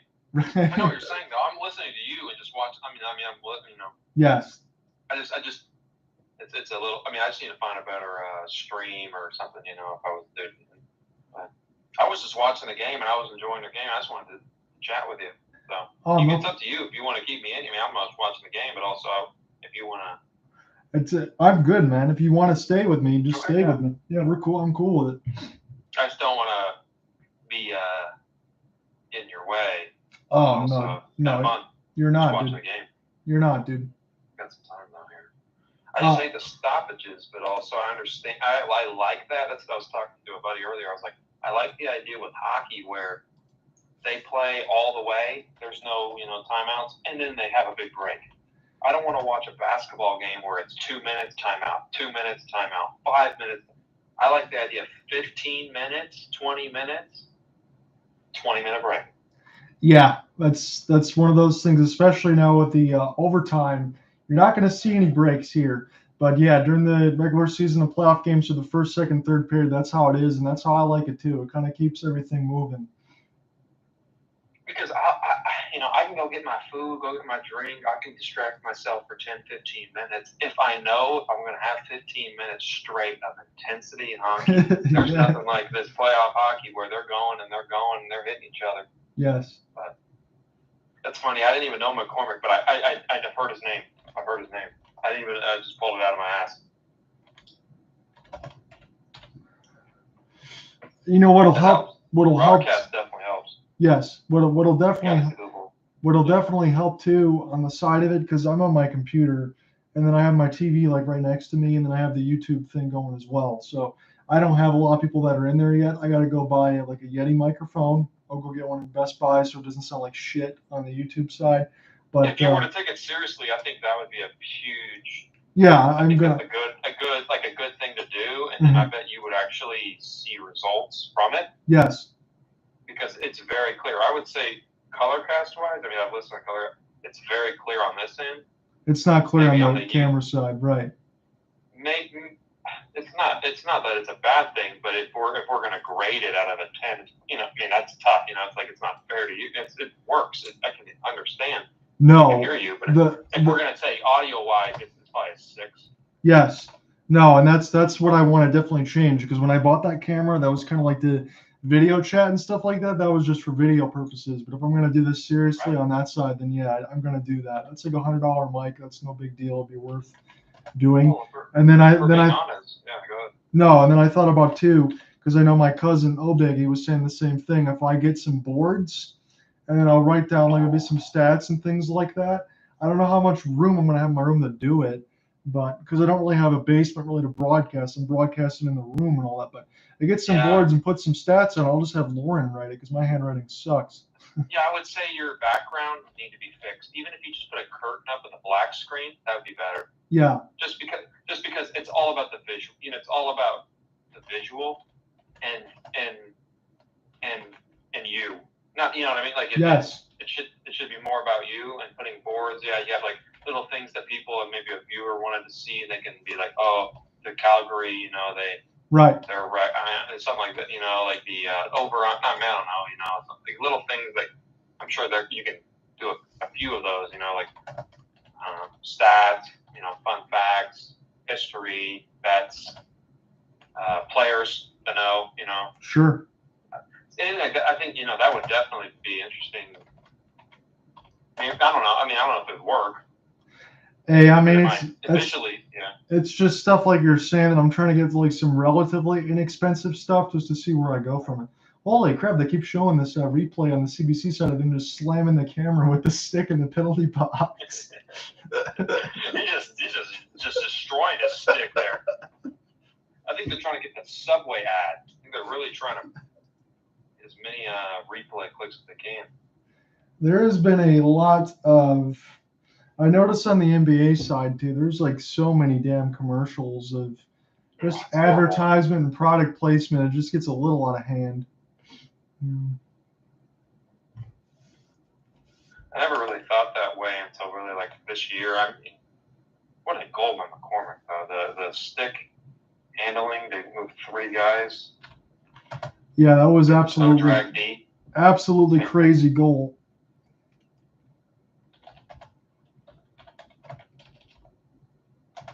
Stearns played really well tonight. I really enjoyed his physicality. He's made a couple switches defensively, but he's the only defensive player I've really noticed that like actually continuously making big plays individually. And so to your point on that, because I'm looking at the depth chart, because I always have the lineups and stuff in front of me, so I got these names here. Yeah, I don't have any of that. Sturm is the 4th line, because you roll out 4 lines.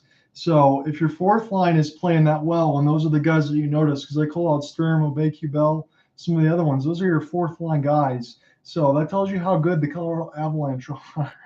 So most teams don't have 4 lines that they can roll out. Most teams, it's like 2 and done at most.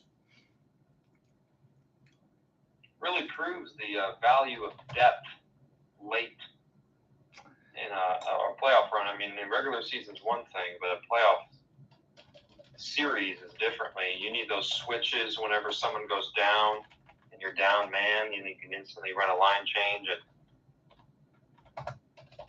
Seeing it visually, I've watched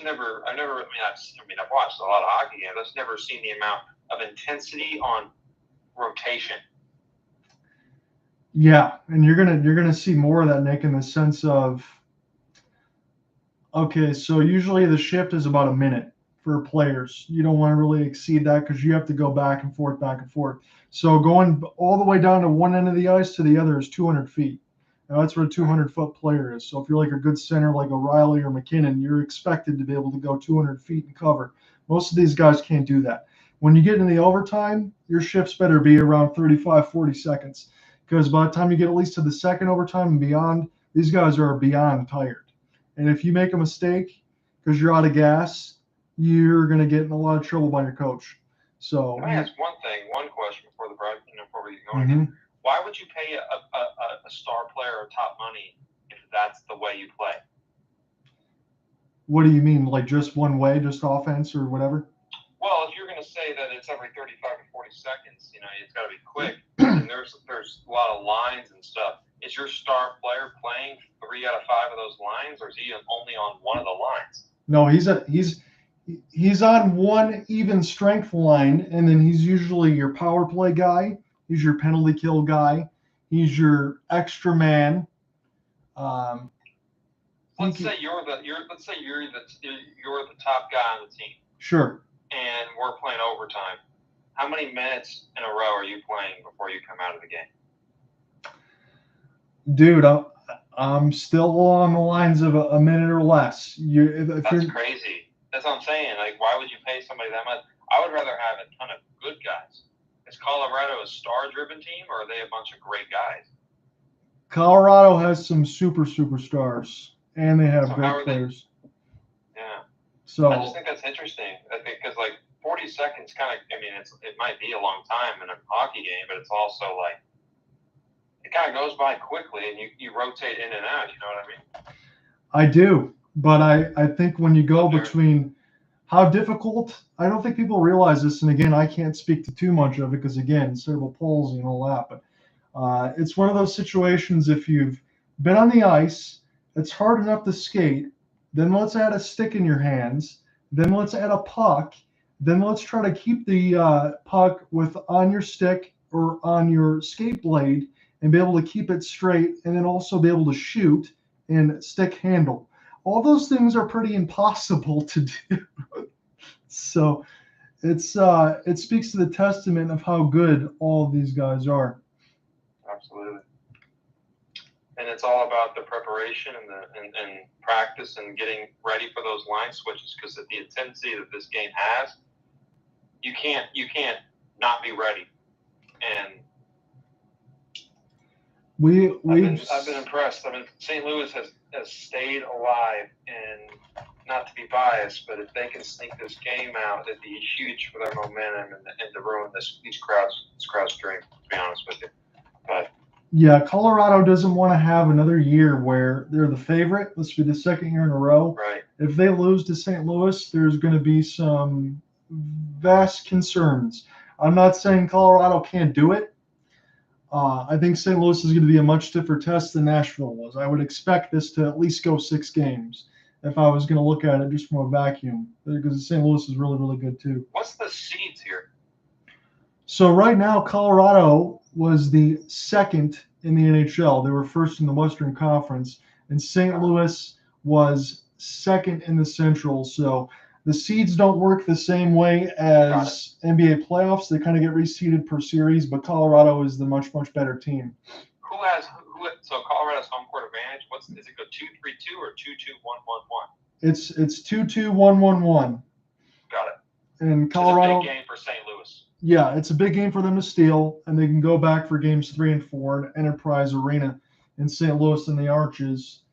When that's a little ideally for St. Louis, this is why Bennington is praying right now in the tunnel right now. He doesn't know what's going to happen because he knows if they can win this game, they're probably not going to play this good in game 2.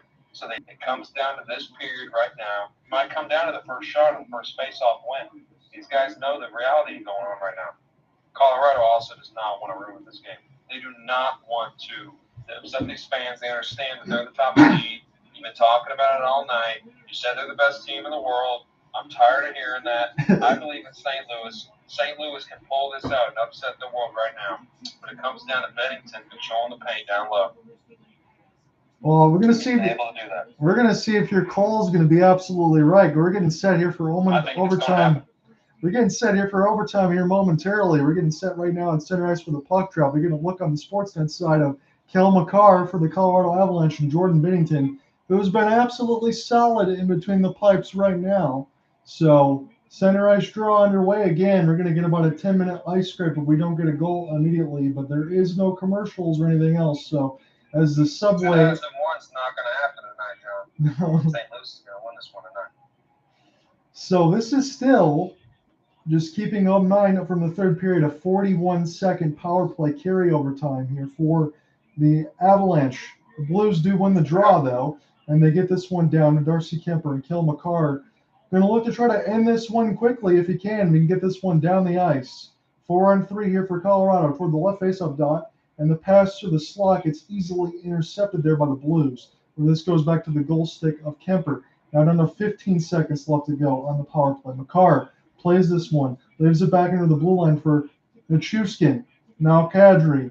Now Mccarr toward the left side of the blue line, working his way in toward the slot, gets an extra pass across and gets it back. One time, teed up, stopped there by Binnington as it goes towards the left side of the boards and picked back up by the Blues. They return to full strength. This bounced awkwardly off of Kemper, and he's just going to play this off the left kick plate as Colorado is going to try to get this one down the ice. Bertuzzo knocked off the puck. Picked up there by Saad. Saad now gets it back. Remember, he played for Colorado just a couple of years ago, now back on the Blues. Saad spinning around.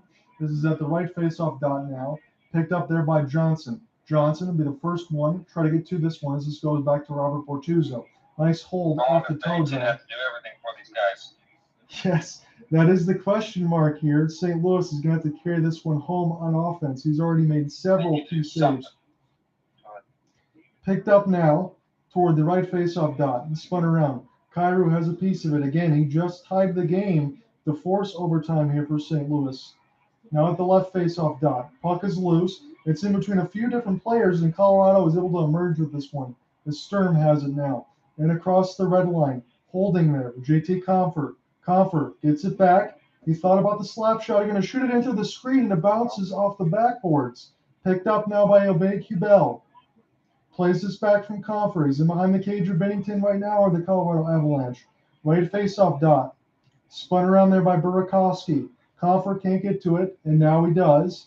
It's chipped around. Colorado still has this one. They've had St. Louis hemmed in their zone for about a minute. Shot goes through the blue paint, picked up by Kyrou. Kyrou gets hit hard by Obey Kubel, Puck is loose in the slot, and shot goes wide of Bennington toward the left.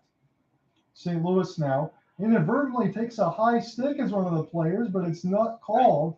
And Bowen Byram goes in behind the goal cage of Kemper, rattles this one down the ice. It's picked back up by Nathan McKinnon. Shot goes wide of Bennington. Colorado able to get this one. He couldn't keep it in the blue paint, but he gets it back. He's skating into the neutral zone. Kel Mccarr, look out. He's got some jets. Enters the offensive zone. His shot goes wide. It's loose, and Bennington finds it as he stretches back out and makes the glove save. 17:09 left to go in the overtime. It has been some good back and forth. It was aided by a Colorado 45-second power play that was carried over. But they've had some good physical play here, and they've kept the Blues in their own zone. We'll see who can end this one. It's all about pressure right now. Who wants to make the first mistake? I think both teams are playing a little passive right now, just looking at the game right now. I think both teams want to really don't want to, just looking at it right now, no one's making the first play. Everyone's playing physical, playing close. It's going to come down to the Stars, like you were saying earlier. Colorado has the advantage on that. Colorado is playing, I think, a little bit passive right now, if I might say myself. Picked up now by St. Louis in the offensive zone. They had a couple chances. There was Sturm on the other end for Colorado. It's a 3-on-2 breakout for the Avs, but an offside entry. Too much there for Sturm. And we're going to reset this face-off in the neutral zone. 16:40 left to go in the overtime. We're taking a look at the shot board right now. It's a 43-25 advantage here for the Avalanche. Let me give you some other updated totals here. It is 42 hits to 38, 31 face-offs to 17. I think that's where it really matters at this point, especially when you get in the offensive zone. And 3 power play opportunities for the Avalanche, but they've not converted on any. And St. Louis had 1. They converted on 1, courtesy of Jordan Come down to Kaiser. the power plays, John. That's what we're seeing right now. I mean, there's no intensity, no will to play once you have an advantage. These goalies are really playing hard right now, and I just see no will to win by either team. They're playing hard defensively, but the aggressiveness, no one wants to make a mistake. Yeah, definitely in the overtime, that's usually what you would see. You don't want to be able to make that mistake and leave a teammate out to dry. Come down to who wants to win, though. Who wants to win tonight? Yeah, definitely you will see that. There will be some push at some point here, and it's up to one of these goaltenders to be able to maybe stop that surge that happens sometimes. Sturm now in there with a scrum. It's Ivan Barbashev of the St. Louis Blues and Jordan Kyrou. Kyrou emerges with it. They're in the offensive zone as St. Louis. They keep this alive at the blue line. It goes in through the blue paint. It eludes Kemper. Darren Helm, former Detroit Red Wing, will chip this one down the ice across the red line. It finds the St. Louis Blues now as they get this set up one more time. And they just chip this one down the ice. Colorado very now. Chippy, very, very chippy early on in this first 5 minutes, I've noticed. Very dirty. You definitely have to do that at this point in the contest because, as you said, Nick, you don't want to make that mistake, and you can put yourself in trouble here. Colorado trying to be judicious here in their own defensive end. Good pinch support by the forwards there. There's Burakovsky, JT Compher now. Compher in toward the right faceoff dot, and his wrist shot is just held there casually by Binnington. There was no screen out in front. 14:59 left to go in the overtime. Colorado now has 44 shots on the shot board to St. Louis's 25, but Jordan Binnington's made 42 saves, and he's looked very, very good. I don't think he's had a shot in 4 minutes, John. I think Binnington's been sitting there. He's got a lot of rest. I don't think they're really at an advantage right now. If you have to beat me right now, a lot of pressure's going against them. Yeah, no doubt about it. There's been some pressure in the Colorado zone. We'll see. Early on. We'll see if Colorado can win this draw on their own end. They do. Binnington finds it, makes the save. He's down, and I think they blew the whistle before it crossed the line.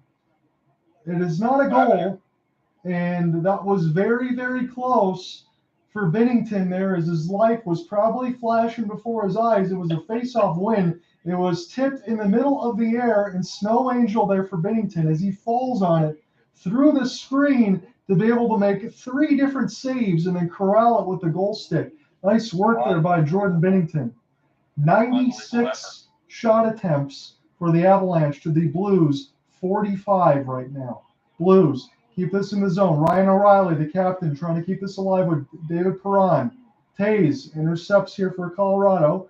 Plays it to Bennington. He saves it with the goal stick, and it goes toward the right face-off dot. It's spun around the goal cage. St. Louis trying to play this one. They might. It's not going to be icing. It's going to get waved off. Kemper is going to go back out and play this one. Colorado is booing for some reason. The fans are. I think they wanted a penalty call, but I didn't see one myself. This is Falk now with Parayko. He gets bumped off the puck. Kicked out in front. Nichushkin trying to keep this alive. Colorado does it the blue line. This is Manson. Going to let it go. Stopped by Bennington. It's loose in the air. And it's picked and thrown out by Somebody give this guy a steak dinner. It was saved miraculously there by Bennington. He did the splits. He probably wouldn't have gotten that second opportunity, but it was stopped alertly by the defense before it got there. Nice active stick work there by St. Louis to knock this one back across the blue line. And Colorado's going to have to start one more time here. Back to the defensive partner of Josh Manson. Now this goes into the zone. Bennington makes the save as they slap shot this one in. Nick Leddy, the former Red Wings, tries to pick that one in off the D side. Now this goes back into the neutral zone. Cal Rosen holding toward the left face-off dot. He's going to just put this one around the kick plate. Colorado will get to this first. Falls down as two different Colorado players collide inadvertently, and Leddy's going to find another way to just chip this one in and have the defenseman take a change. We'll see if Colorado can take advantage of that offense. They try to bounce this one off of Falk, and this goes back to Ivan Barbashev. Barbashev off the backhand. He lost it, picked it back up. He falls down. All kinds of contact here, and this finds Colorado and Kel Mccarr. Mccarr holding. This hits off of Bennington. He made a glove save. He stopped it from crossing the blue paint, and it inadvertently bounced off him. And then what a save by Bennington on the other end to just keep it a tie. My goodness, The Bennington's Blues will not die tonight. They don't want to lose game one, and Jordan Bennington is making his best impression of Jake Ottinger in that Dallas-Calgary series when Ottinger had 64 saves. Bennington is trying to get well on his way with 47 right now. Colorado can't win that offensive zone draw, and St. Louis trying to race to this one. This is Ryan O'Reilly, the captain, trying to get that active stick check going, and now this goes down across the red line. Picked up now by Colton Parayko. He's got a bomb of a slap shot. Intercepted there. A chance, and Bennington bails his defense out there and makes a big-time save on Nathan McKinnon. 12:21 left in the overtime. I'm seeing slap shot nicks. I'm seeing some turnovers here. I'm seeing Bennington stand on his head and keeping St. Louis alive right now in this overtime. Simply unreal. I want to go back to the goalie keeper tonight. He is playing his heart out. Blues need to get it going. What I'm seeing right now, like I want to note earlier, Colorado is booing their team right now. Because what we're realizing right now is that this is a series now. Yeah, I was very surprised at some of that earlier. Landeskog, slap shot in there. Stop by Bennington. Loose stopped again with the goal stick. He's down. Where is it going to go? This is Byram. He was holding those feet. Scores! Colorado wins it. Bennington was down and out. There was no chance for him to make the save. Byram took his time. I thought he took too long for a little bit there, but Colorado wins this one. St. Louis made a bid there with Jordan Bennington to steal the first game on the road. And if it wasn't for some of those posts, and if it wasn't for the effort of Jordan Bennington, this game might have been over a while ago. I can tell you that, Nick, but I'm glad you could join me here for this one. What a game we've seen. Did you just see that goal across your screen? I just saw the goal. I loved the wraparound. Great hesitation by the defenseman there. Played it well. The boys were able to get in position. There was a screen on the left side. The right side was open. He was able to get in the 5-hole, open it up. And Bennington is exhausted. He's made too many saves. He shouldn't have to be in that position right now. St. Louis has got to be more aggressive and put a little more less pressure on Bennington if they're going to have a chance in the series. But great goal there, and I'm impressed at Colorado's effort. Even though they should win, this is a good win for them. It proves that they can win the Stanley Cup Final because they can win games like this when they don't play their best. We, just before the players are leaving right now, and I want to get a clarification here, the refs are going to the headset. This might be a challenge. The screen? This have a potential goalie. Yes. I think we might be coming back, John. I think you might need to put the headset back on because I think we have a goalie interference potentially happening here. And I think that's in my opinion, seeing my first reaction, I thought the same.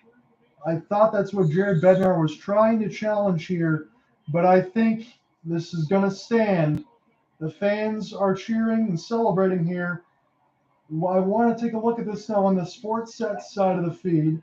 They went back to Manson, jumping through the air. Manson had to poise the hold, and wow, what a shot that was for Manson. And I think that was Landeskog to be able to open up the legs as the puck went in between through a screen of Bennington as well. On second look of that, you could not have a better shot and really no chance for Bennington to be able to save that one. Wow. I think he had a little contact on the goalie, though. A little contact. I think St. Louis fans are a little upset. You have to ask myself right now. A little motivation going in game two. I think that's what Jared Bednar, the coach, was trying to look at just in case, or Greg Berube, I should say, for better word, for St. Louis, just to double check that. But that looked to be just as clean as you would like and about as dirty of a goal as you could have, as we're going to officially end this one. 3-2, Colorado wins in overtime. This has been a very auspicious start to game one of the Western Conference semifinal. So tomorrow we're going to have two more games on tap for you. I might be on air tomorrow here with my broadcast partner from Calgary, but if not, I'm going to probably pick up one of the easier ones. I appreciate you, Nick, man, for being on this. This was a lot of fun. A lot of fun, man. You're the best. Not the part of it. All right, man. I got some extracurriculars to take care of, and then I will probably won't take me too long if you're going to be around. So I'll see you soon, brother. All right. See you. For sure.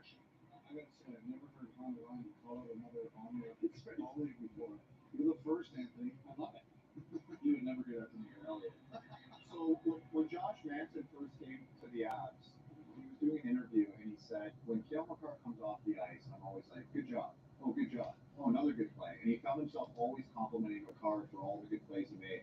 I'm sure he can't speak right now because it's so late, but I'm sure he learned this poise from Mccarr. Walking the line, fake slap shot, wait for the lane to open up, wrister